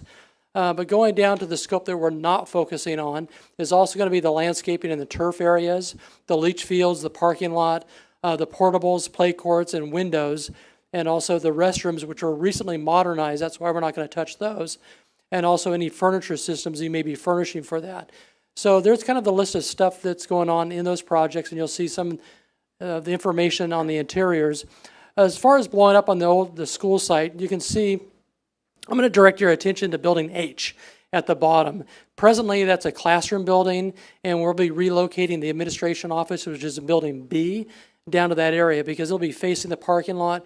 And what we want to try and do is establish a new front door for the campus and provide an area for a safe and secure school. This is that building we're looking at right now. You can see it's on the edge of the parking lot, and it's kind of a side to the school. But what we want to do is revision that so it becomes that front door. And right now it's just kind of that side, but this is kind of the final version of that after we kind of move the fences and build the building, extend it on out. And I want to make a note that we also are adding that covered walkway just there to the right to provide shade for students while they're waiting for their buses. And with that, I'm going to go ahead and pass the torch over to Corey, who will kind of go through the interiors and what we're doing in those areas. Corey? Thank you. Okay, and before we get into kind of the renderings of the space, I wanted to just kind of give you guys the footprint of the building. So like Mike mentioned, we're not doing anything with those restrooms at the end of the corridor just because they have been recently modernized. But this is really going to house, what was recently classrooms will now house your reception, your administration, as well as the library for the campus. And that addition to this building is just kind of on that the south end of the building, kind of where you see that main entry area.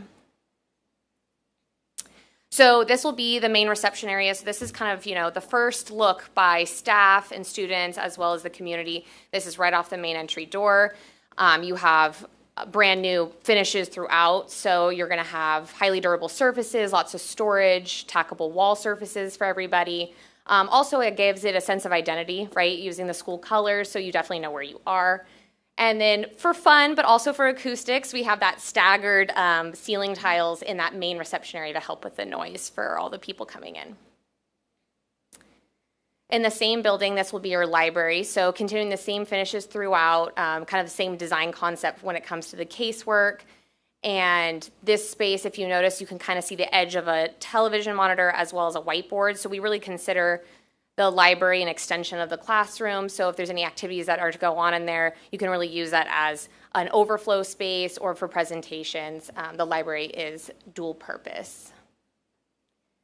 Another view of that same space. We really wanted to highlight in this is in that back area, you notice that there are some mobile bookcases. So those will all be on casters so you can push them out of the way if you guys want to use this space for additional activities.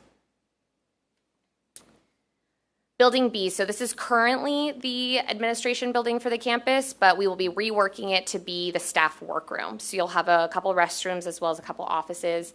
And then in this, you'll see a bunch of casework and storage as well as layout space. And I think it's better communicated in the rendering. So you can see that lots of layout space for the teachers, also room for future furniture as well as printers and copiers, lots of places for storage of materials. And then before getting into what they will look like, this is currently what the classrooms look like. So we do have a variety of different colors for all the cabinetry and things like that. So you definitely have a mix, as well as we do have teaching walls that are currently utilizing a lot of the monitors on wheels. And so as part of the scope of this project, we'll be having dedicated teaching walls added to all of the classrooms. Building C, this is our TK classroom on the campus. There are additional TK classrooms, but they are in the portables, which are not part of the scope of this project. So in this, you notice that there's 2 restrooms that will be utilized by the students. There's 2 sinks off of those 2 restrooms. One will be at a standard height for the staff, and one will be at the smaller height, so the little kids can actually reach and wash their hands. And then if you notice, the room is flanked by a lot of storage, which you can see here. Very durable finishes throughout, lots of layout space, lots of storage, tackable wall surfaces. And then if you notice, we offset the cubbies for the students a little bit off from the main entry door to help with bottlenecking when they first come in. So they have an area to go off to the side and stick their backpacks in. This is another view just to show you that dedicated teaching wall. So a monitor flanked by 2 whiteboards.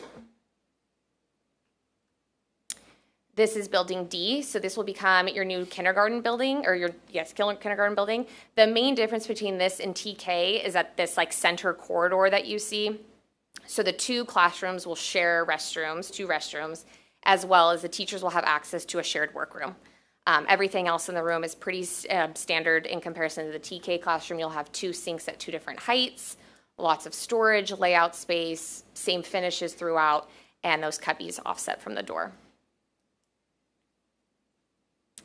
The remainder of the buildings, E, F, and G, are all the rest of the classrooms, and they really are cookie cutters of each other, just to keep them equal across all classrooms. Once again, just to mention that the restrooms at the end of each of these corridors are not going to get work because they've already been previously modernized. This is what a typical classroom would look like. So you have lots of storage, uppers, talls, base cabinets, layouts. You'll even have storage for their charging towers for their tablets or their Chromebooks. And then if you notice, all of the teaching walls will be on the south wall in these classrooms, monitor and 2 whiteboards. And you can see here that back wall is all tackable. All the surfaces in the room are tackable, so plenty of room for displays. And then the last building that we're touching on campus is currently the multipurpose building, Building A. Now, the whole thing is getting a rehab, new kitchen, all that stuff. But I think the multipurpose room really is like the gem of campus, right? It's where everyone goes, the community goes, the parents go, everybody. So I think this is like the showstopper. That's not the showstopper. This is what it currently looks like. So you can see it's been a while. It definitely needs a little love. And so we hope to take this and really kind of give it a light and airy refresh. So all new ceilings, lighting, flooring, playing with patterns. If you notice, all the walls will be tackable. We kind of have that band of white running, so that's all impact resistant wall covering. So when tables and chairs are getting moved, none of the walls will get scuffed and things like that. replacing the stage curtain, and kind of trying to make that stage opening stand out a little bit. So we're cladding it in the wood around it rather than the blue paint that it currently has. And then this last view, we are adding a new serving window for between the kitchen and the students, as well as a new drinking fountain that we kind of clad in this, bright yellow color for school branding, really identity, and then giving the opportunity to add a school logo or some sort of marker about where you are. And I think that is a very quick snapshot of a very large project, but I hope that kind of gives you an idea of what we're planning to do here. And with that, I will pass it on to Joel.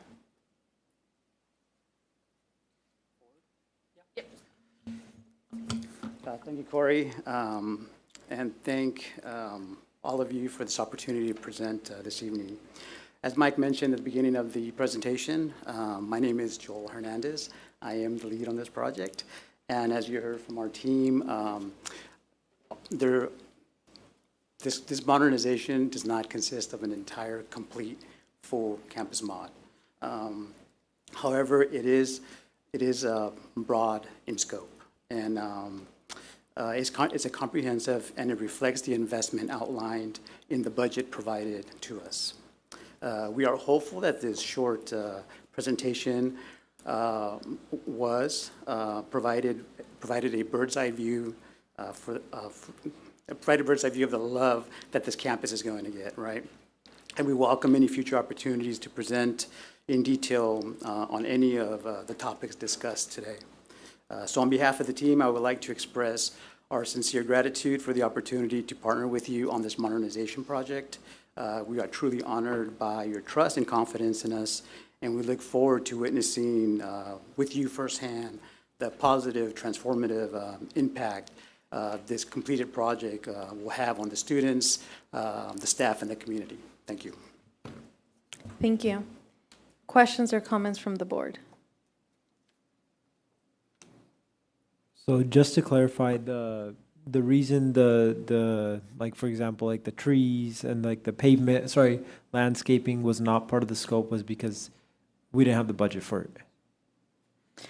So maybe we could have Assistant Superintendent Ekbal or our director, because I can make up stuff as to why it's not part of the budget. Right. So if you recall, we got 100 million for bond money.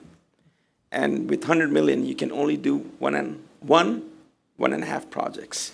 We're doing 4 projects here. The first project, we're going to be supporting the WAPA Center. That's first thing. The second project is going to be a modernization again, 100 bar store, limited scope. The third is this McKinley, and the fourth is a new operations center for the MOT. So that's the problem. With $100 million, you don't really have a whole lot to do because WAPA building costs $70 million, just one building. So we're trying to do 4 projects. That's why.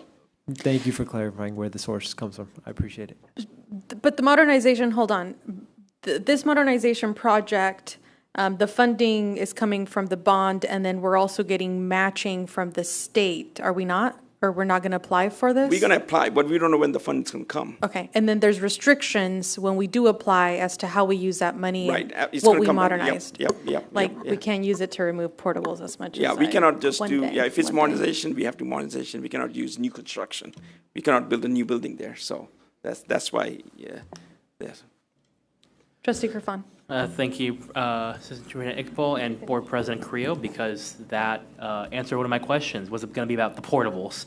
My remaining question then is, at the end of this modernization, will McKinley have less square footage for classrooms, the same, or more? The same. All right, thank you. And I apologize, you were not done. I was pretty much done, but thank you for coming back to me. So just to clarify, so the landscaping does not fall into the scope of the funding that we can get from the state, the matching funds, right? No, it's not the matching fund. It's just right now we will have 100 million. And with that 100 million, this is all we can do. The matching fund won't come until maybe, 3, 4, 5 years. Okay. And we can't wait for that funding because the project needs to go on. That makes it's sense. It's just a timing. Okay. It's a timing issue. Cool. If we got all the fund, then, we could. But Vice President Sellers? Thank you. This looks great, and I'm already excited about it. Just kind of a general question, and I don't know if you guys would be able to answer this tonight or not, but the scope is, there's quite a bit going on here. In your experience, what is the kind of average timeline to complete this project? And do we anticipate doing it in phases, or is this going to be kind of one shot, everything all at the same time? There we go. Thank you very much.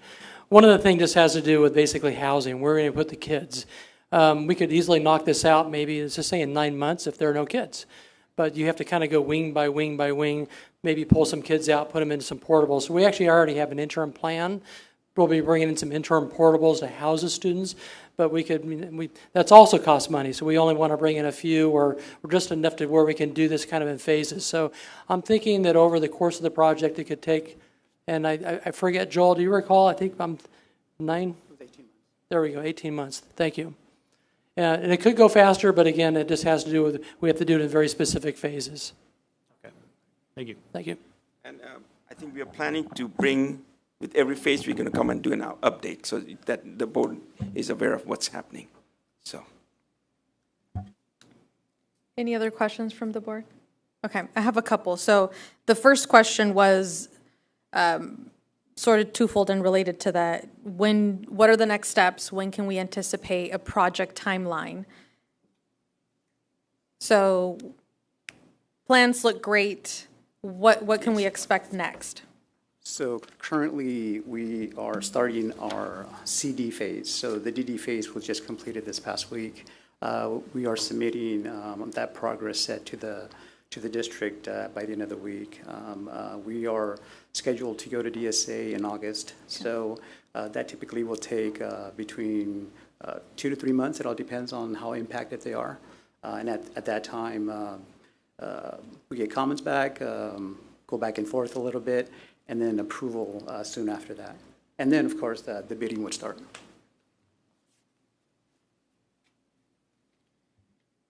So can we get an update once DSA is approved and if feasible at that time, a timeline, understanding, and we will all understand that there may be some changes, and especially once it actually goes out to bid, that may be adjusted, but just so that we know, and maybe even highlighting large points on that timeline as to when we can expect reports. We probably can do like milestones. So, yeah, there we go. like Milestones would okay. be great. Yeah, okay. And then 2 more questions. So one, great design. I'm excited for this. I'm sure that the community is also excited. Do we get any feedback? Did we ask, now that we've created these plans, I know they're being presented to the board. Thank you, because I think one of our critiques has been we only hear about it when we're having to make decisions because something was incorrect. So thank you for sharing this now at this stage. Did we share this with the McKinley community? Did we ask for any feedback? Do we talk to them about some of these interior design decisions and recommendations as far as like what is demonstrated in the plans? So this this particular design is an old design. So it went through the community process back in 2015. I want to say. However, we made some updates with the current administration and with the feedback that she got from the community. And so that's kind of represented in here, and this is where we have identified some other classrooms here that there was some available space for us to use that Building H as your new administration. Okay.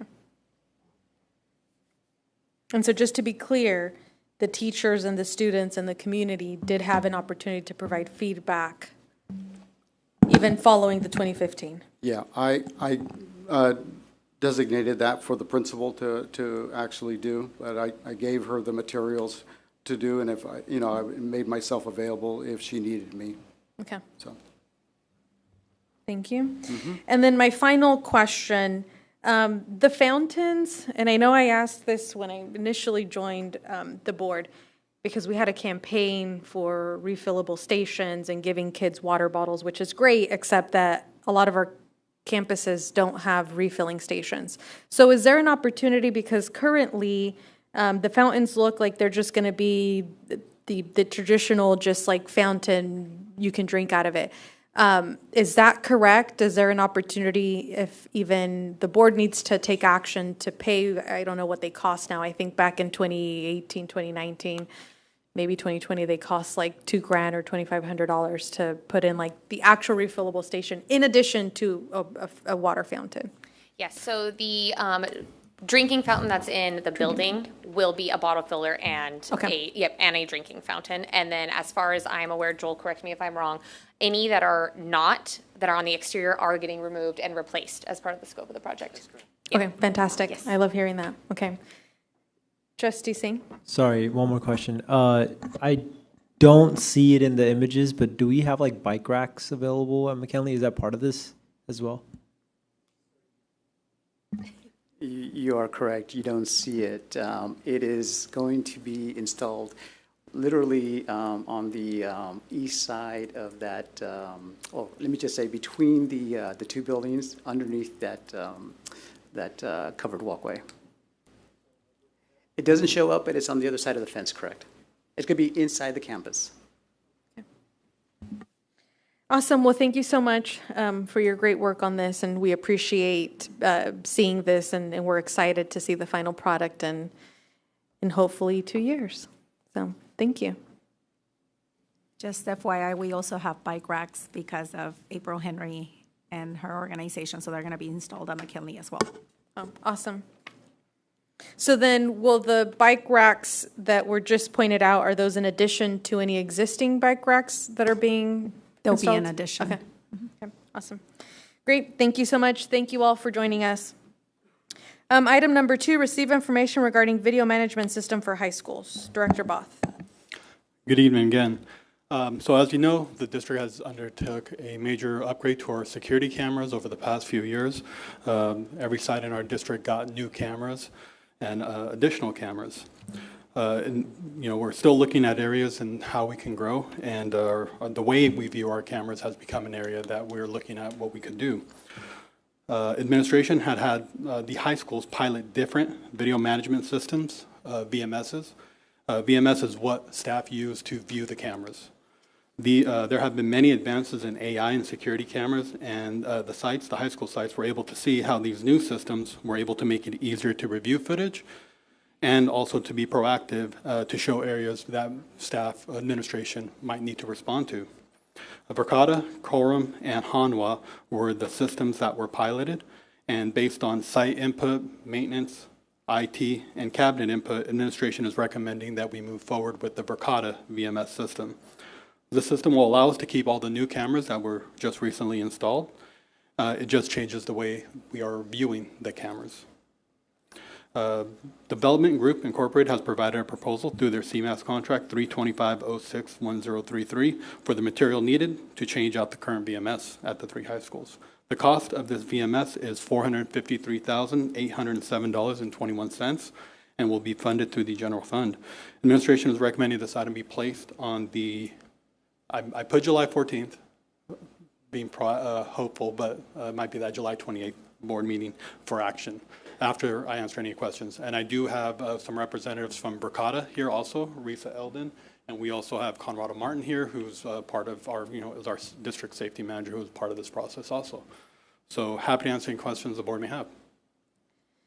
Thank you. I was just starting to pull the calendar for that date. Any questions on this item or comments from the board? Vice President Sellers and then Trustee Harmon Singh. If I want to confirm I heard you right, this is going at the high schools? Yes, at the high schools. Are we looking at adding it to the middle schools? Is there a plan for that? So with this process, it all started with, if you remember, there were 3 positions at the high schools that are going to be focused on looking at the cameras to be proactive. So it all stemmed from that conversation to be more proactive. The goal is to look at the rest of the sites. I would probably say, just thinking out loud, middle schools would be the next opportunity to look at. What we're doing was when we piloted these systems, we obviously saw some improvements from our current system. So there's some options to bare minimum improve what we currently have. without having to change out any cameras or anything like that. It's just basically how we view our cameras. We have cameras and systems in the middle schools already, correct? Yes. Which operating system are we using there? They're running off a what's called Salient. That's the video management system, and our cameras are all WiseNet. They're all actually Hanwha cameras. They're like a Samsung affiliate. All right, thank you. Trustee Harmon Singh? Is a 10-year license normal for this? So with these types of video management systems, they all do offer, they're all basically a license. Like our current cameras don't have a lot of AI capabilities built into the camera. So with Verkada, Quorum, they allow us to, basically their box has some AI. So what we're paying is a license so every camera can get into their system and we can use their AI capabilities. So everything pretty much in that realm is a license based. And so if you look at the cost of $453,000 for a 10-year span for those 3 schools, it's an upfront cost, but over the course of the 10 years is pretty reasonable.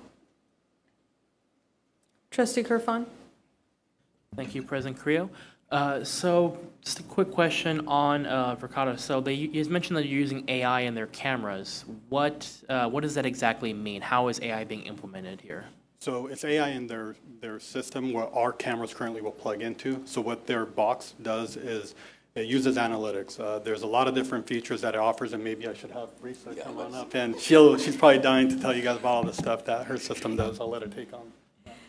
Yeah, so for example, we enable AI capabilities such as fight deterrence. So if there's a fight that breaks out, before that fight breaks out, or what the conversations that we've had with the district, it's a reactive. It's after the fight happened. So for example, the cameras can detect if there's a fight, it will send Conrado and his team a notification, and they'll be able to act immediately on that. Lots of different AI capabilities, but that's just one of them. If there's an incident where it helps with the resolution time. So let's say there was a FedEx truck and you wanted to search FedEx truck, you can type that into your system and it will show across all the instances where you have, at the high schools, where there was a FedEx truck. Thank you. And the footage that these cameras would be recording, is that footage saved on a cloud with under Verkada servers or within Central? So you own all of your data. Okay. Yeah. Yeah, so Verkada is not collecting our data, they're just analyzing it. Correct. Okay, thank you. Yeah. So, and that means you guys are not sharing our data with any other third parties or other government entities? No, sir. Excellent, thank you so much. You're welcome.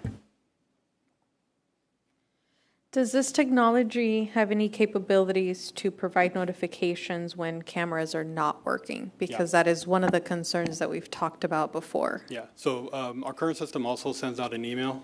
It will tell our maintenance department, we have a few people, when it goes down, and then it'll tell us when it goes up. This system also does that. It's a lot. It'll tell us when there's, kind of talking about Risa said, if there's a group of children, or kids I should say, grouped together, like if there's 10 kids, we can set up a custom alert to tell us that. So again, trying to be proactive for those. So the proposal identifies a 10-year licensing, but I believe that there is, let me make sure I'm looking at the right thing. The DGS contract or award schedule talks about a 3-year. Can you explain the relationship between these two? Am I looking at the correct documents, the CMAS? I attach the CMAS every time, and this is the one time I don't print out the CMAS contract with me. I'll have to look. We have Natalie, do you know the the CMAS should be covering the 10-year as well. Okay. And it's for the hardware as well as the licensing. Okay, if we can just go back and double check and make sure that it's correct. Thank you. Okay, any other questions from the board? What about the installation labor or whatever? Is that also covered? No, so we'll be doing the install in-house with our IT department. The goal is to not stretch it out, but within their busy schedule. Start with the school that had the pilot so they can get going, because there's a lot of training also. I'm thinking end of the year is a realistic implementation. So we can not only get it installed, but then train everybody. I don't want to say it's easy, but these boxes are literally like switches, and you're plugging in cameras or views. So just like Central East has 120, they're going to have to connect. And that's the easy part, but there's finding room and space and stuff like that. So it's not too much of a undertaking, but we still want to give plenty of time. And then the biggest part is providing training to all the staff so that they know. Central had tried it out, so they'll be the first, but then the other two will need additional time for training. Okay. Vice President Sellers? I just want another clarification. When we say end of the year, are we talking calendar year? Calendar year, sorry, calendar year. Good clarification. Calendar year. Okay. All right. The goal is December 2026. Just want to make sure we're all saying the same thing. 2026, yeah. All right. But it may take longer, because remember, IT is going to be supporting all the technology devices, Yeah. which will take priority over, yes, cameras are important and all the safety and everything else you all talk about, but I think getting the technology to our students a little more important than the cameras. And we'll take time to get stuff in, but yeah, prioritizing, but we're going to, and we'll help out, obviously. And then if we do run into installation problems, the vendor will be available to help troubleshoot? Yeah, and everybody we worked with that was really good with helping out, making sure they were there available, and, Recenter team and DGI, who's our local vendor, who we go directly to purchase stuff, they're always there to help out, jump on Zooms, and then they have like a 24-hour even tech support and a library of on-demand videos. Okay, excellent. Thank you. Does this need to come back as an action item, or can it go under consent? The clarification on the CMAS, if I can provide that, I think consent. Yeah, if you update it, that's fine. I'll just check it. Okay. Okay. So this will return under consent at our next regular meeting, whether it's July 14th or July 20-something. Thank you. Thank you. Our next item is receive information regarding right-sizing process. Dr. Marshall. All right, this is an item that the board requested about right-sizing in Central Unified School District. And to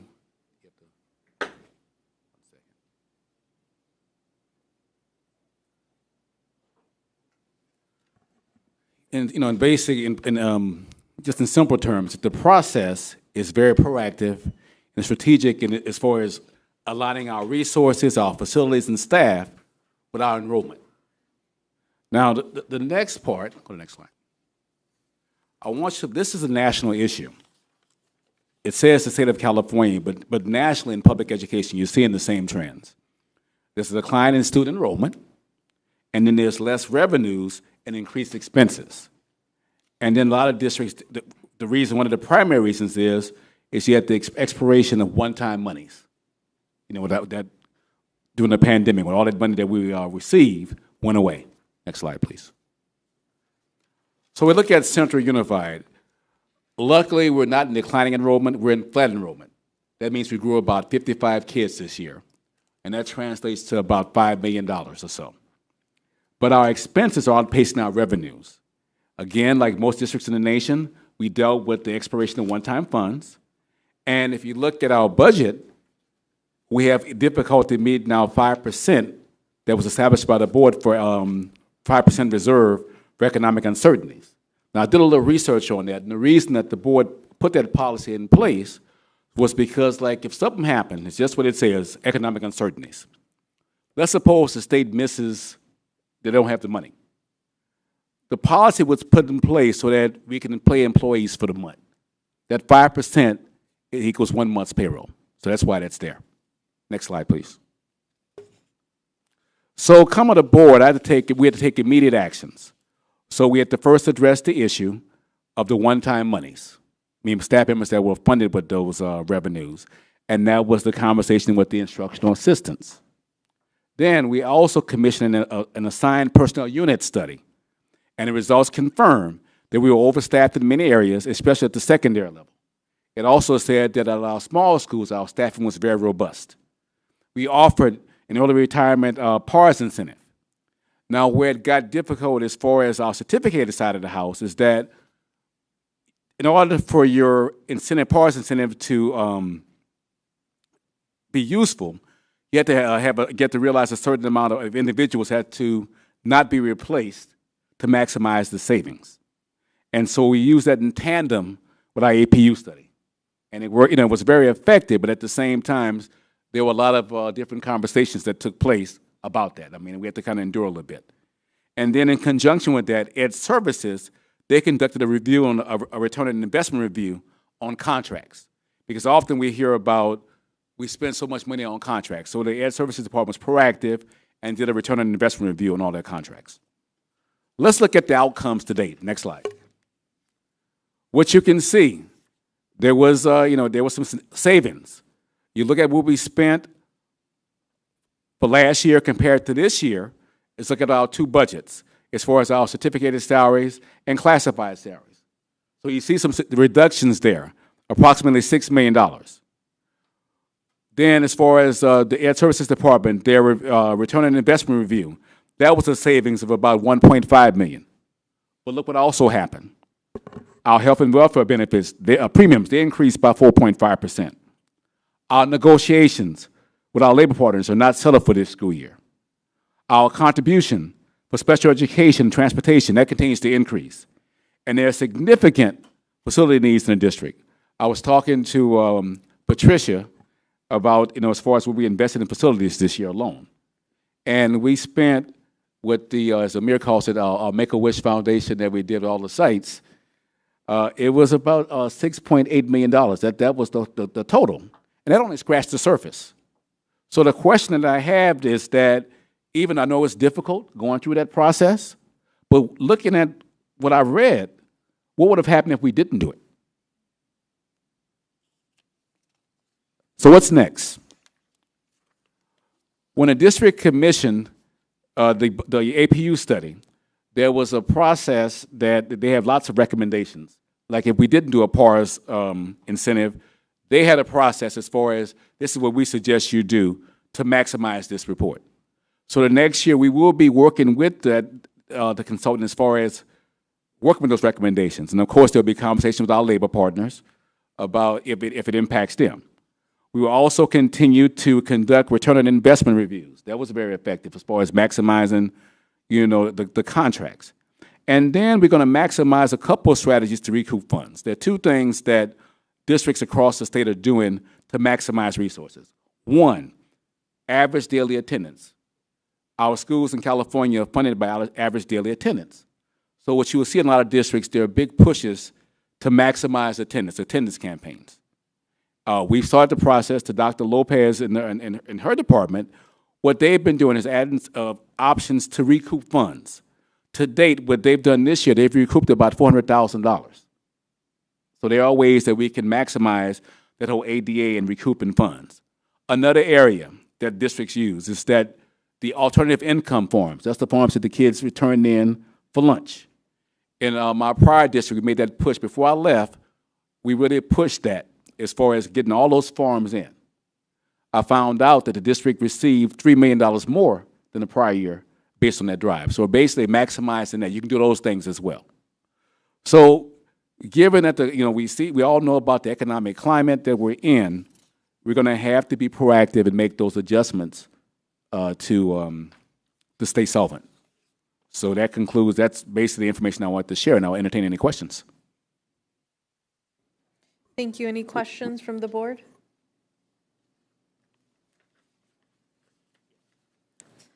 Hearing no questions, go ahead, Vice President Sellers. Thank you, Dr. Marshall. I just want to say I appreciate you and your team and all the steps and measures that you guys have taken to kind of help navigate us this year. As we watch the news and we see school districts across the state and even here in our backyard, our neighbors are laying people off. If we had not taken the actions that you'd suggested, would we have been in that same boat? Yes, and it would have been worse. Okay. Because what ends up happening, if you start off with a deficit and your expenses continue to go up and your revenues, like right now, we're flat. Like 50 kids, it's called flat enrollment. what happens when we start not increasing? That's that perfect storm. So you'd have more expenses, declining enrollment, and then we didn't take action, so then it would be more than that number would have drastically increased. And I know you guys are continuing to do the work. Looking forward to next year. Are we out of the woodwork yet, or is it, we're going to continue to take proactive efforts and there's still a possibility? That report that we talked about, the APU study, they made some recommendations. We'll look at that as far as the different areas that they felt that we were overstaffed in. I think using natural attrition, that can be a very valuable pool. It's not a pleasant conversation. But if you look at it in the grand scheme of things, what's going on statewide in our area, I mean, we're in a lot better position than many.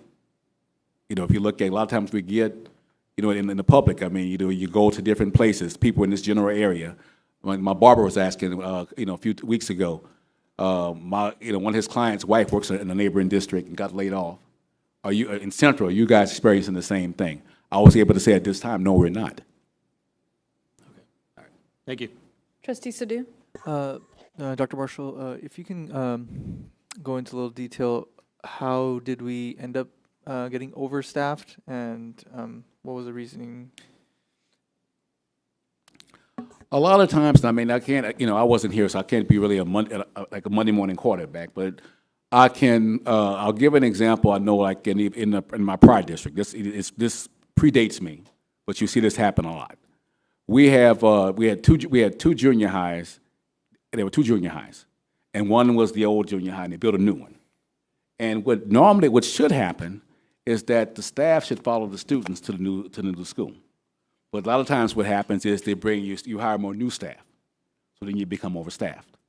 So that's when it goes back to the whole right sizing process, making sure that your enrollment is aligned to your staff, because if you look at our budget, over 80% of our budget is people, and that's where you get the most bang for your buck. So it's just making sure that I know we made the conversion to 3 high schools here, and I'm sure there may have been similar trends. I mean, that's what happens in a lot of cases, not just here.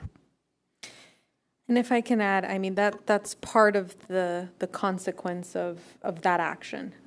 Since I've been on the board, we've never actually conducted a formal APU study, but in the discussions that we had in 21, 22, I'm looking at Area Administrator Garrett, because he's probably the only one that was, I know, everyone else is new, so not picking on you, but if someone's going to remind me of what year, when we were conducting the analysis and we transitioned and separated our high schools, but also when we changed from the block schedule to the 6-period schedule, we knew at that time, even when we were having those discussions, that there were programs and disciplines in which we had teachers that were teaching 3 or 4 students, 5 or 6, 7 students. So we knew that we were overstaffed then, but we were committed as the board to not have any layoffs.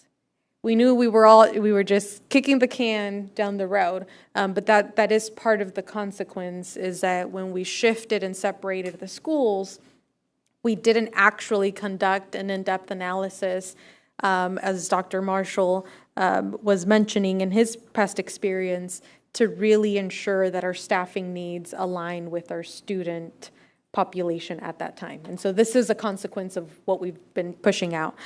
I think part of this too has been, and so one of my questions, Dr. Marshall, is we experienced some changes, some shifting of folks. We know that was uncomfortable and unpleasant for the sites and for the teachers and for our students. Do we anticipate that we will see more of that in the coming years and in the next academic year? I would predict that unless our enrollment doesn't really increase significantly, because that could always happen, I mean, there will be similar shifts. And I think what we'll do a little different this time is that now we'll be more proactive and start earlier in the process. Because, we'll be able to start, like, it was late, we did the PARS incentive, it was like the perfect storm. But I think starting off fresh, we'll be more proactive and be able to kind of get ahead of it this coming year. One thing to add to what you were saying, I think it was the perfect storm because, you were going through that change with the schedule, but at the same time, districts in the country were getting all these resources from the pandemic. So it was the perfect storm. Correct. So I just want to make sure that as we move forward, we continue to have potentially quarterly or even semester updates as to what we anticipate happening, just so that our community is more informed. I think this board has made it clear that we prioritize our student needs and making sure that we have all necessary staff for the programming, but we also understand that if our finances don't change significantly, we will be operating at a deficit, which means that we as a board have failed. And there will be tough decisions that we will have to make, and they will be unpleasant. But I just want to remind the community and all of our administrators is that our focus is to make sure that we do that as efficiently, effectively as we can, and acknowledging that we know you're humans, we know this is impacting your personal lives, and so the least amount of disruption, as much notice as we can provide our employees, we would appreciate. Can I say one final thing? I do want to commend our labor partners because they've been working with human resources as far as in this process. And it's been a lot of difficult conversations, but they've really partnered with us, and we look forward to continuing that relationship moving forward. So. And thank you, she's not here, but thank you, Dr. Lopez, and all of you for making sure that we're saving as much money as we can and finding more cost-effective options. We move on, so that's for information only. Our next item is item 4, receive information regarding nominations for the Fresno Committee on School District Organizations. Dr. Marshall? Okay, 1 second.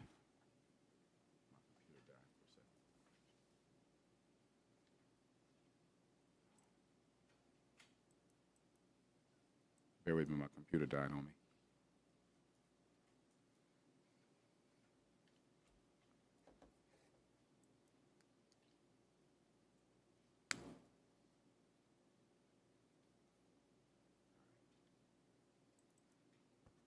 All right, this item is references the Fresno Committee on School District Organization. And there are 3 seats, there's an election to fill 3 seats on the County Committee for School District Organization, and that'll be conducted by the County Superintendent of Trustees General Dinner on October 20th, 2026. And basically you have 3 seats up for election, 2 seats representing District 1 and 1 seat representing District 5. And a former trustee, Trustee Cervantes, represented District 1, and his term expires in 2026.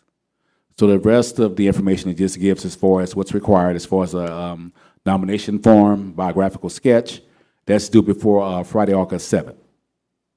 And then the other requirements are listed.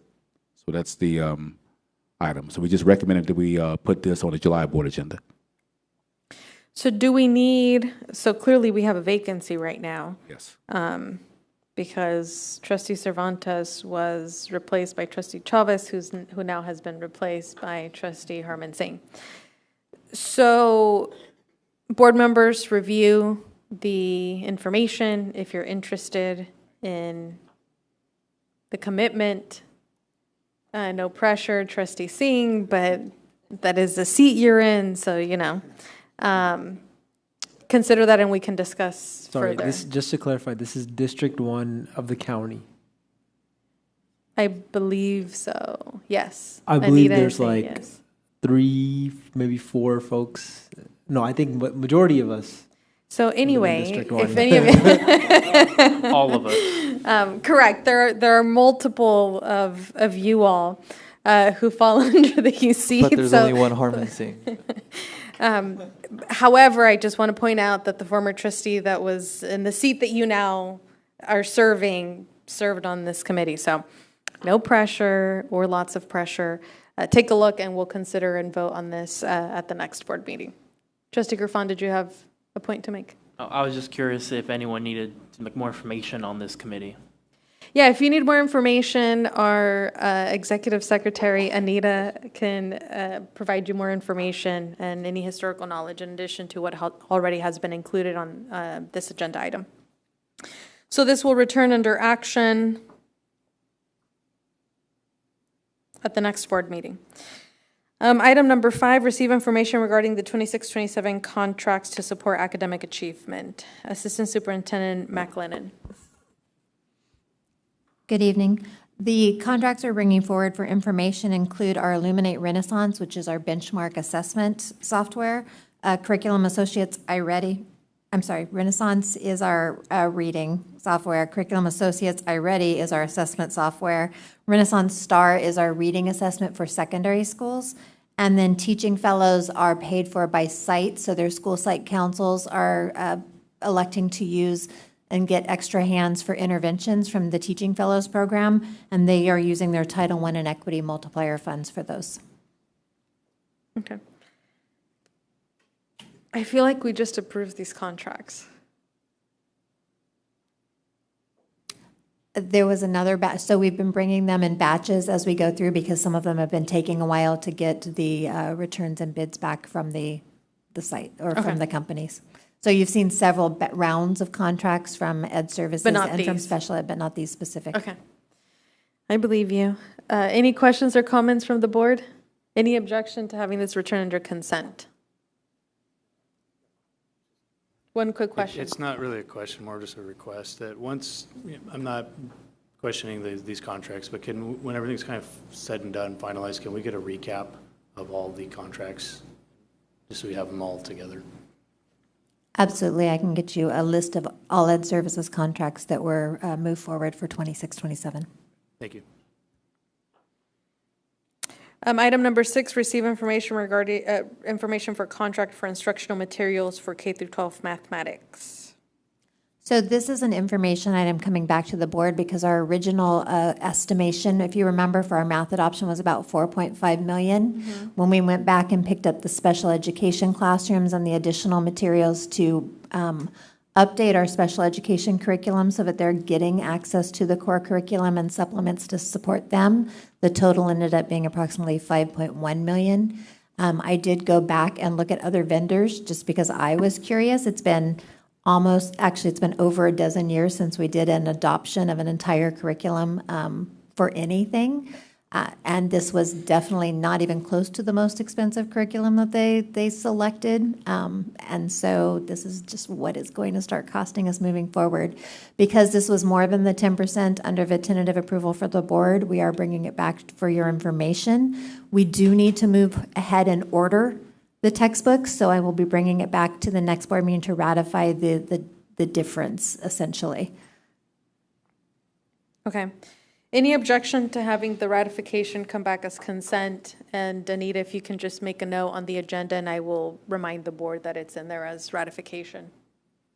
Hearing no objection, so just bring the ratification under consent. Thank you. Number 7, receive information regarding the California Education Partners Collaboration Year 1. Area Administrator Garrett.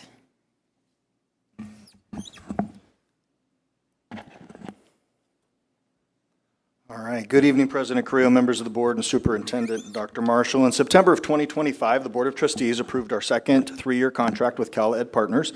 Again, thank you for approving that. At that time, an annual update to the board was requested, and so I'm here tonight to provide an update on the work that has been done thus far and its current impact. So what is California Ed Partners and what is on track? So California Ed Partners, they're a nonprofit organization. They work with a number of school districts up and down the state of California to improve educational outcomes for historically underserved students. The on-track collaboration is a multi-year program specifically designed to address really focusing on the 8th to 9th grade transition, but also really looking at DNF rates and students that are not able to meet A to G requirements because they do not pass courses with C's or better that are needed for admission to our state's public 4-year institutions. Our first partnership was a 3-year cohort, and we focused on math. That was the 4 secondary sites of Central High School, Justin Garza, El Capitan, and Rio Vista Middle School. That went from 2022 to 2025, and currently we just finished our first year with our ELA cohort, and we've added the other 2 secondary sites, Central East High School, as well as Glacier Point. So all 6 are participating in this group. The impact of the previous work, just as kind of a reminder of some of the great things that happened, our math DNF rates from that first group of 4 site cohort for semester 1 of 2023 through the semester one data of 25-26 decreased our DF rates at 4.25%. So we saw a very impactful decrease in that data. Also, one of the things that was impacted by that work was Board Policy 5132, and appreciate the board's support as we updated that policy. One of those things that it focused on was having all TK through 12 students with an opportunity for at least one assessment retake with a minimum grade of 80%. So if I wanted to take a retake, I can take that second test. The minimum I'm going to get on that is 80%. Or the highest of the two scores that I got. So pieces of that board policy really helping students have the opportunity to retake assessments, demonstrate their mastery of standards, and therefore have a positive impact on their grades based on that demonstration of knowledge. The focus of our current work, I'm not going to read through all of them, but I will point out a couple that I think are important to note. One is we're continuing to look at our grading practices as we work with the teachers in the cohort and as we scale the work. Also looking at how grades are comprised. So really focusing, does the grade represent mastery of the content, mastery of standards, and what does that look like? So when you're looking at weighting of different content, parts of a subject area, or how homework is weighted versus quizzes, tests, etc., really just wanting to ensure that when a student receives a final grade in a class, it truly represents that mastery of content standard. When we brought this back in the fall for original approval, one of the questions of the board was, how are we going to grow the capacity within our team? And so the last 2 points, bullet points really speak to that. The first one is expanding the team through non-convening PLC meetings. So we go to 3 convenings with that cohort that has an administrator and a teacher from each of those sites 3 times a year. In between those, we have monthly team meetings. So as we go into our second year, we're looking to increase participation in those in-between meetings. That can be additional English language arts staff, can also be reaching out to other departments so that they're able to also participate in the conversation and the work, not necessarily at the convenings, but definitely through the teamwork throughout the course of the year. The other is scaling the impact through site-based professional development and our PLCs. So our site-based professional development, all of our administrators that are part of this cohort, bringing back that work, bringing back what we're doing, and threading that through their professional development at the site as they're working with all of their departments, and then also allowing time for our teachers who are part of this cohort to get up and speak and have that platform in front of their teacher peers during site professional development is also very powerful. And then through the PLC, that professional learning community, being able to share as we're looking at assessment data, what's working in my classroom, why does my data maybe look the way it looks in a positive way, what are some of the strategies and some of the things that we're working through during these convenings and through this work, sharing that with their department or their content area, PLC, is also very powerful as that PLC meets regularly throughout the school year. So the impact thus far, so what does the data tell us? And so thus far, when we put this slide together, I had semester one data. We use a platform in our partnership with Cal Ed Partners called Making the Grade.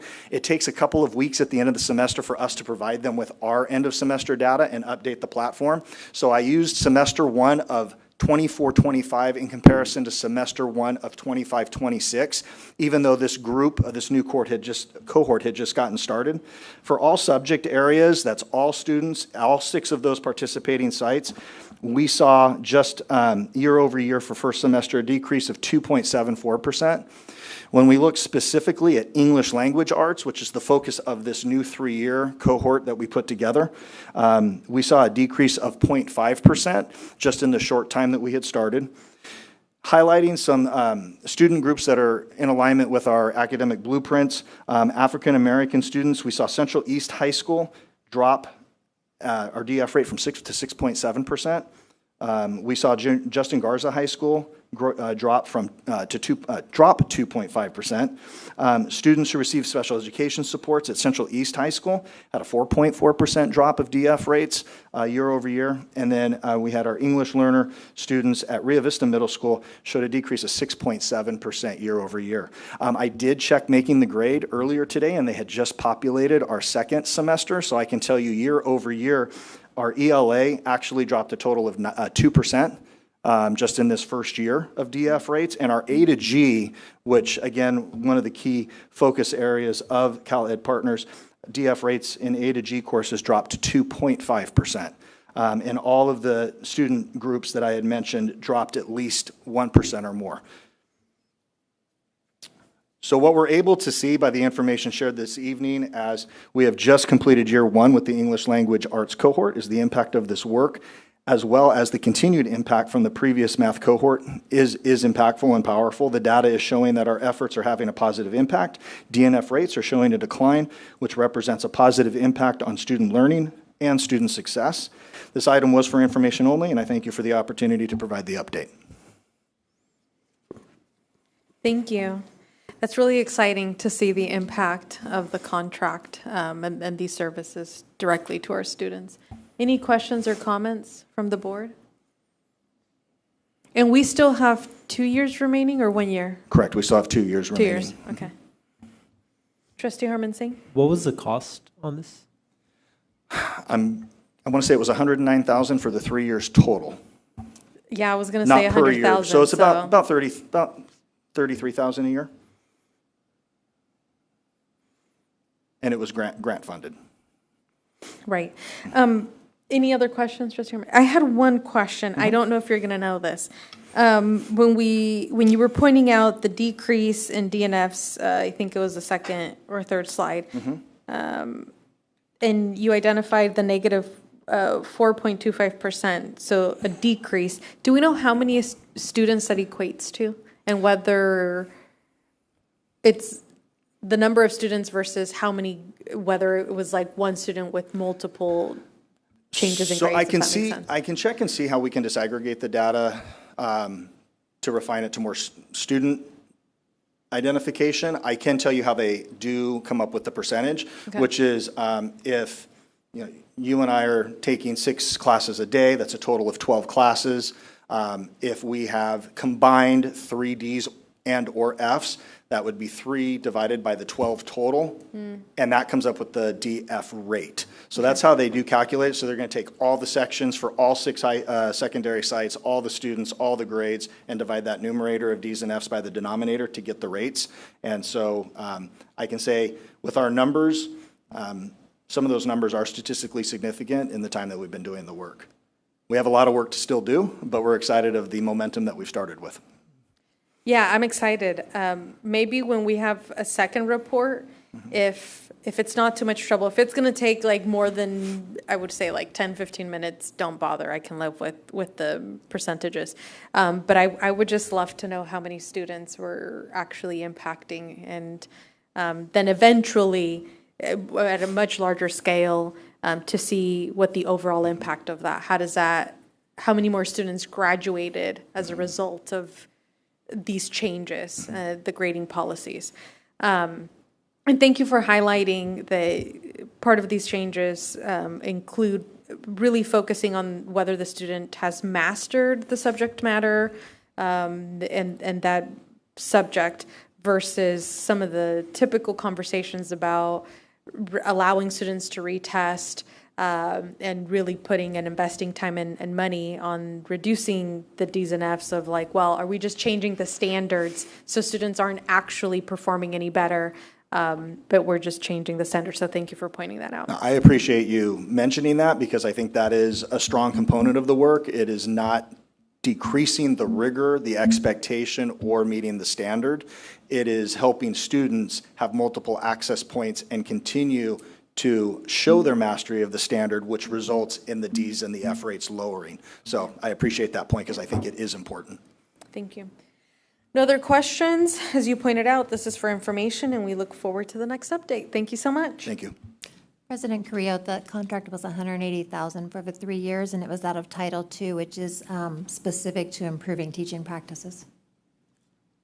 Thank you. And if I remember correctly, some of us, myself included maybe, were critical about this contract, so I'm excited to see the impact, the positive impact. Item number 8, receive information on quarterly Williams Uniform Complaint Procedure. Director O. Good evening, President Carrillo, members of the board, and Superintendent Dr. Marshall. Pursuant to the Williams settlement requirements, administration is presenting the quarterly Williams Uniform Complaint Procedure Report. The Williams settlement, established in 2004, ensures that all public school students in California have access to these essential educational conditions. Each district is required to conduct quarterly hearings and submit a report to the county superintendent. The quarterly report provides information regarding 3 key areas: teacher qualification, school facilities, and instructional materials.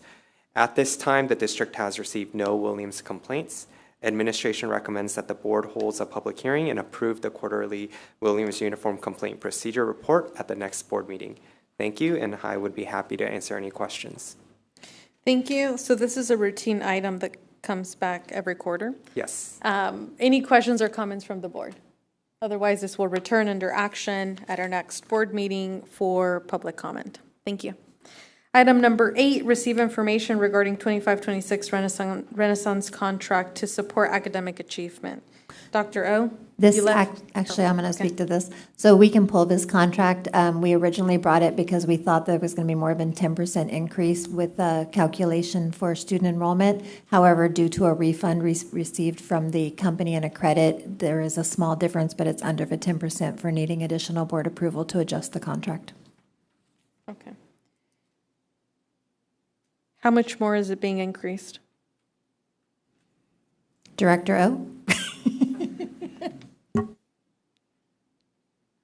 About 9%. So just, and do you happen to know how much that is? I think it amounted to about $6,000. Thank you. Any questions or comments from the board? So this item will not return. Number 10, receive information regarding supplementary materials. So I have to apologize for this one because you did approve this to be moved to action. It did not make it, and it is for end of the year 25-26 funds, so we'll be bringing this one for ratification as well. It is to add world language sections to our libraries. We have the end of some grant funds that are expiring at the end of this year. We are going to be using it to provide multi-language volumes, novels, those kind of things to all of our high school libraries, and to make sure that those are clearly marked and labeled and that the students know that they're there and publicize that they're there, because literacy goes across all languages. And when students read, it's an improvement everywhere. And our students seeing themselves in books is important. All of these materials have been screened by our library services department so that they follow all of our normal processes for what's in our libraries. Thank you. Any objection to having this return under ratification, the ratification under consent? No objection. I just want to give a shout out to our librarians and staff that are working on this to provide equitable materials for our sites. Perfect. Thank you. Receive information, number 11, receive information regarding education behavior consultants contract. Director Henkel. Good evening, Board President Carrillo, trustees, and Superintendent Dr. Marshall. Tonight I'm bringing you, to start with, the education behavior consultant contract. Central Unified is responsible for creating a continuum of special education services. Our continuum is generally the general education classroom, the general education classroom with push and support from the Resource Specialty Program, or RSP, pull-out RSP, special day classes, and then functional life skill classes. We also have access to the county programs, Circles for Autism, Ties for Emotional Disabilities, or the Extensive Support Needs Program. However, they do not always meet the needs for our students with lower cognitive abilities and high behaviors. Therefore, we added the Intensive Behavior Program, or the IBP, at the elementary level in the 25-26 school year. With this, we were able to support 2 students that were not a fit for other programs on the continuum. The program continues to be needed to the elementary level, and there's a high need at the high school level as well. We continue to find creative ways to support students with high behaviors and low cognitive abilities that are either waiting for placements in a non-public school or an NPS because they're unable to attend the functional life skills classes or the ESN county classes. So by creating the second IBP at the high school level, we would be able to reduce the number of referrals we need to make to the NPSs and to be able to serve our students on our campuses.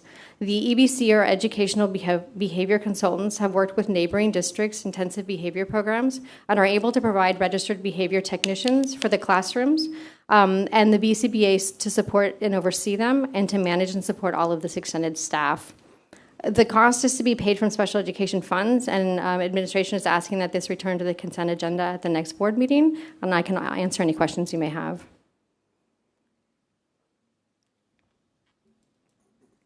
Any questions on this item? So just so I'm clear on what we're doing. This is a contract for the consultants to help us build that second level at our high schools.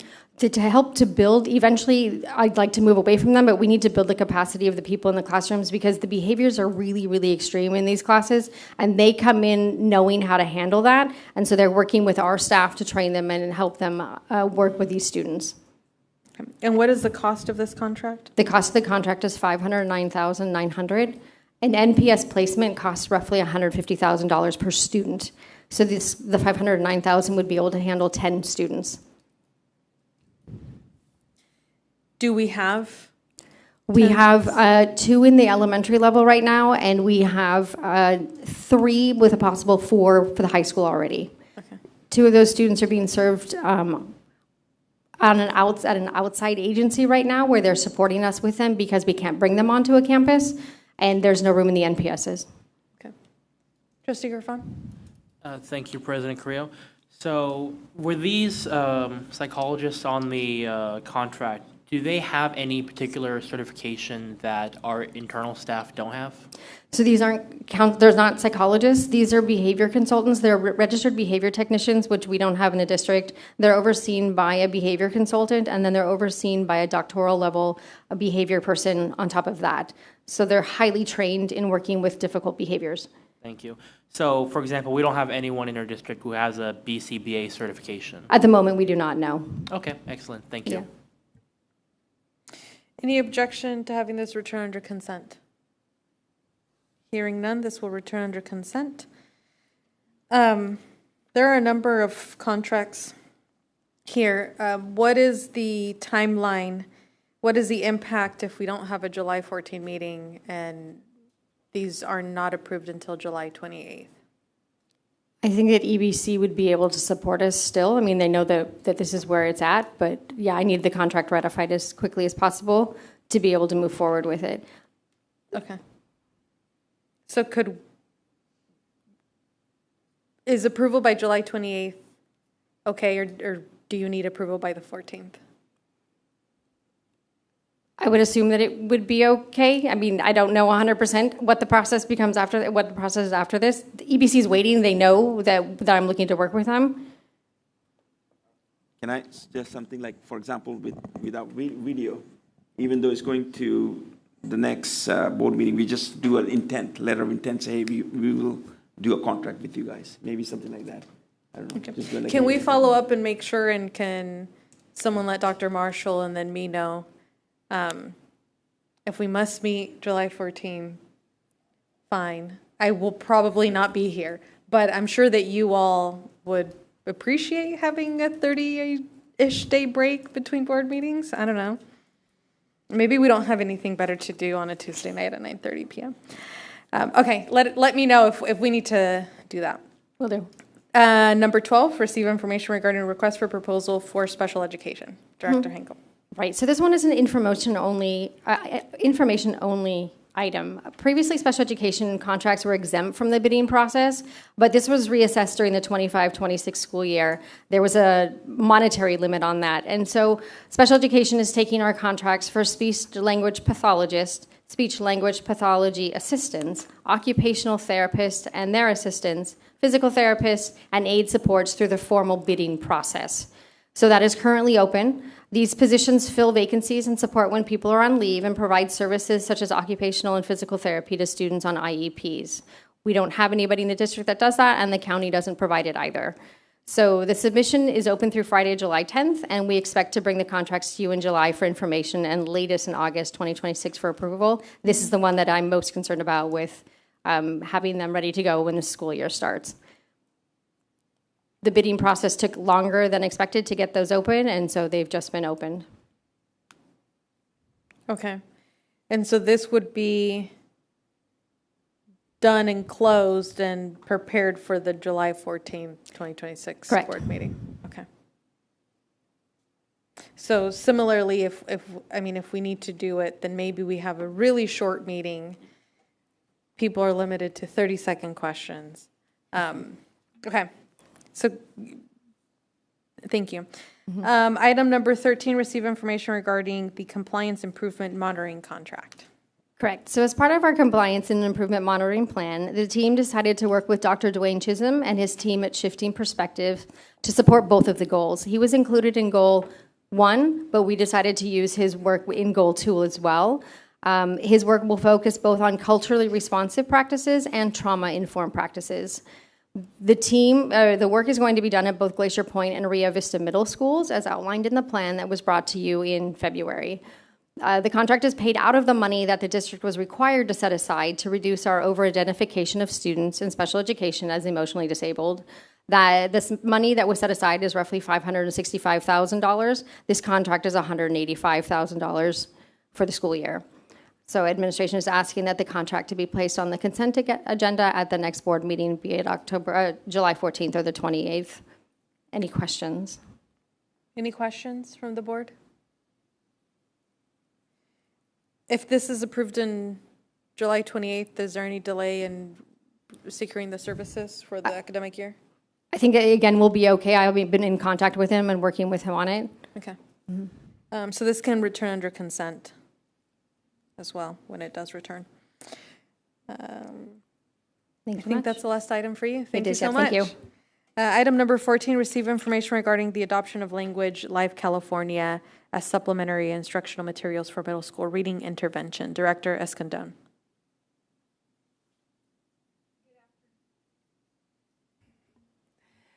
Good evening, President Carrillo, members of the board, Superintendent Marshall, and Cabinet. Tonight, I'm bringing forward to your consideration the adoption of Language Live California, a supplemental reading intervention program for our middle schools.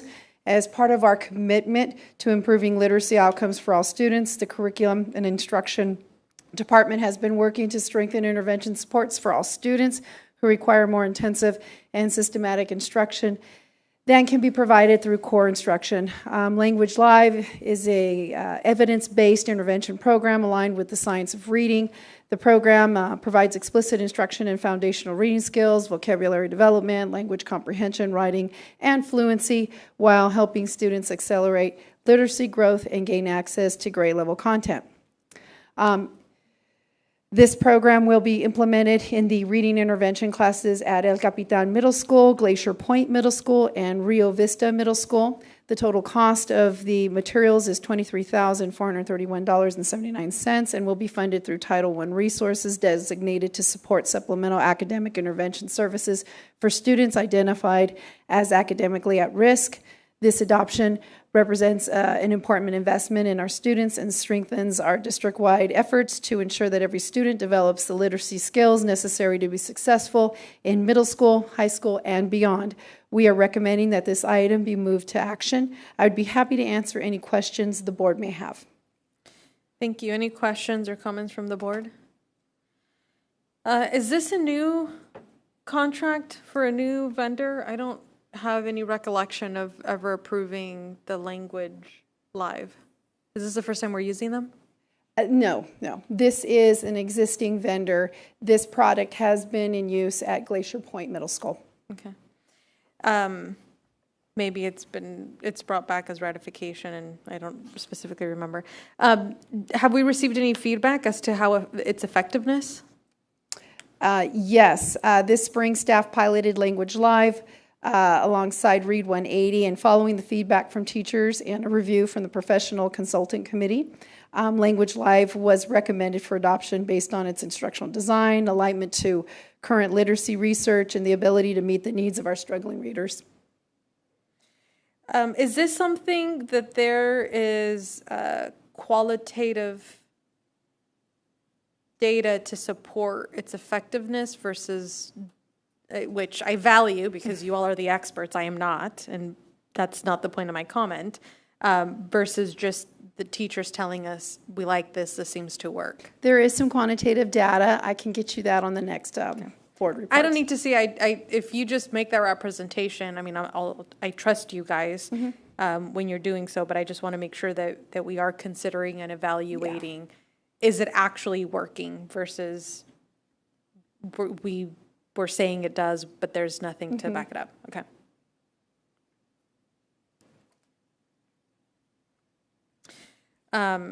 So perhaps the next time we have a workshop on just the effectiveness of the programs and the data, maybe we can highlight the effectiveness of this program. Okay, thank you. Absolutely. Any other questions or comments from the board? Any objection to consent? Okay, this will come under consent at the next board meeting. Thank you. Item 15, receive information regarding bid schedule and award for Central East High School walk-in cooler and freezer project. Director Rodriguez. Thank you again, Board President, Trustees, and Superintendent Dr. Marshall. Tonight is an information item on the bid schedule and award for Central East High School walk-in cooler and freezer replacement project. The district has completed plans for this work, which addresses the aging cooler and freezer currently in service. It is important to note that the Central East Kitchen also supports meal production for nearby schools, making this equipment essential to sustaining daily food service operations across multiple campuses. The project is now currently out to bid. The notice to bidders was published on June 8th of 2026, and bids will be open on July 8th, 2026. Administration recommends that this item return to the board on May 28th July 28th with the lowest apparent bidder for award consideration. I'll be happy to answer any questions you may have on this item. Thank you. Any questions or comments from the board? And so we're putting this out for bid? Yes. Did I hear? Okay.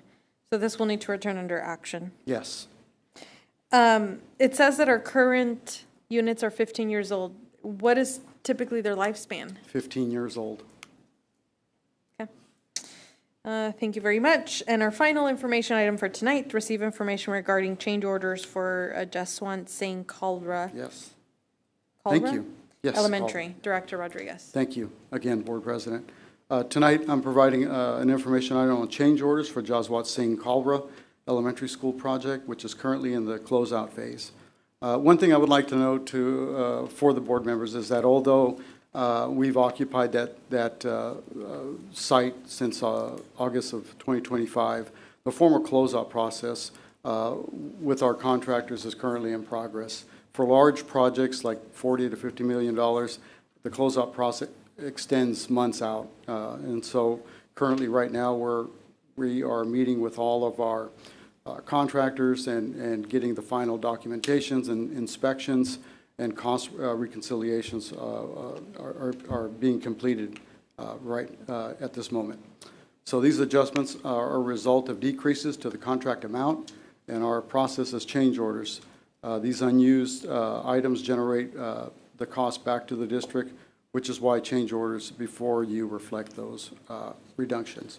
Administration is recommending that this item be placed on the July 28, 2026 board agenda for action. I'll be happy to answer any questions you may have on this item. Any questions or comments from the board? I know you said it takes months. I think it'll be close to a year since we've occupied. How much longer do we anticipate before we close out this project completely and we have no more change orders?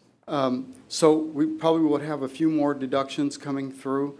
Okay. And I want to say, I mean, if they're all deductions, most of them are deductions and then very small. Currently, right now, we do have some off-site improvements that'll be kicking off that has nothing to do with the site. That is a city requirement.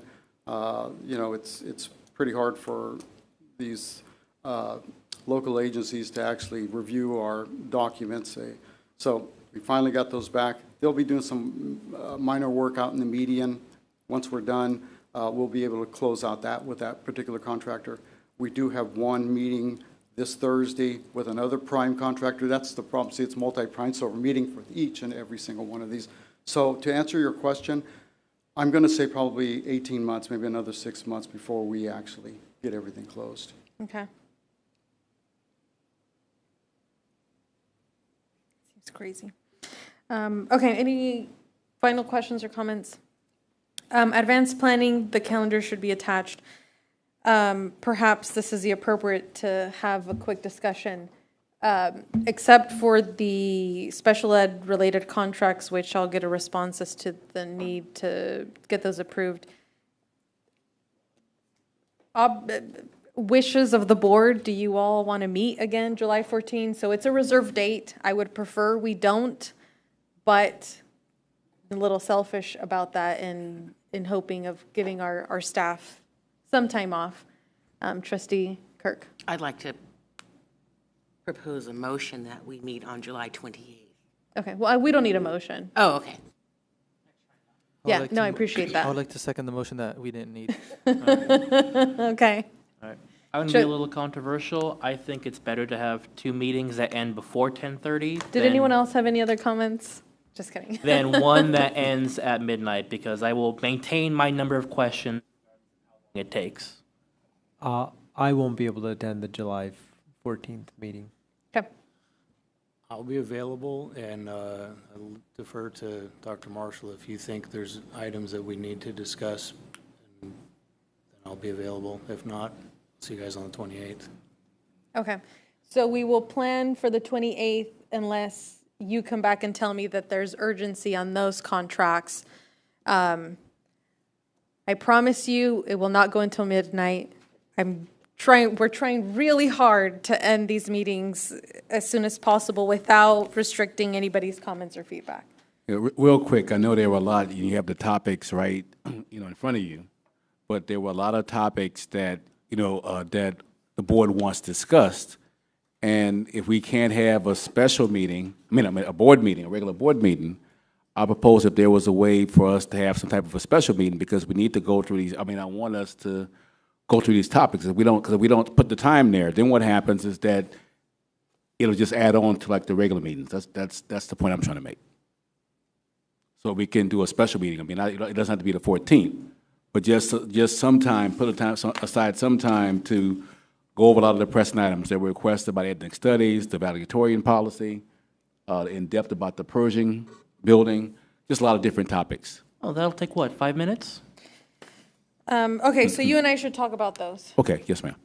Vice President Sellers? I was just going to ask for some additional information. I'd like to just get feedback on what it would cost and what it would take to add the Verkada system to our middle school campuses, and whether or not there would be a benefit to do that all at one time or kind of look at it later on. One thing is also personnel staffing too, because you have, somebody's looking at the camera. So the middle school is also, should I also include the cost for staffing? Yeah, I can tell you right now, we can't afford it. No, I understand, but that's why I'm just asking for all the additional information so that moving forward, I can have a better informed conversation.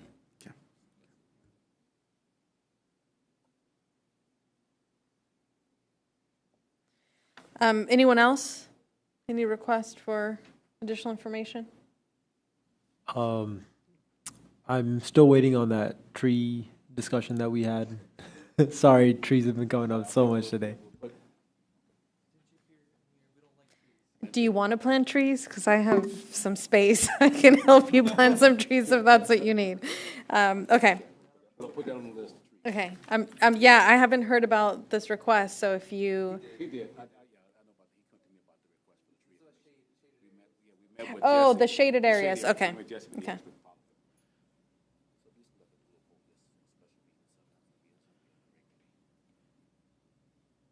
Okay, so let's talk about what that looks like. So we will come back and let everyone know when we will have a regular meeting. Just remember, I was pushing for July 28th, not to have 2 in July. We don't need to adjourn into closed session. What are the wishes of the board on adjournment? Thank you. I will second. I have a motion by trustee Girk. I've made a second. All in favor, please say aye. Any opposed, any abstentions? Motion carries. We adjourn at 9:50 p.m.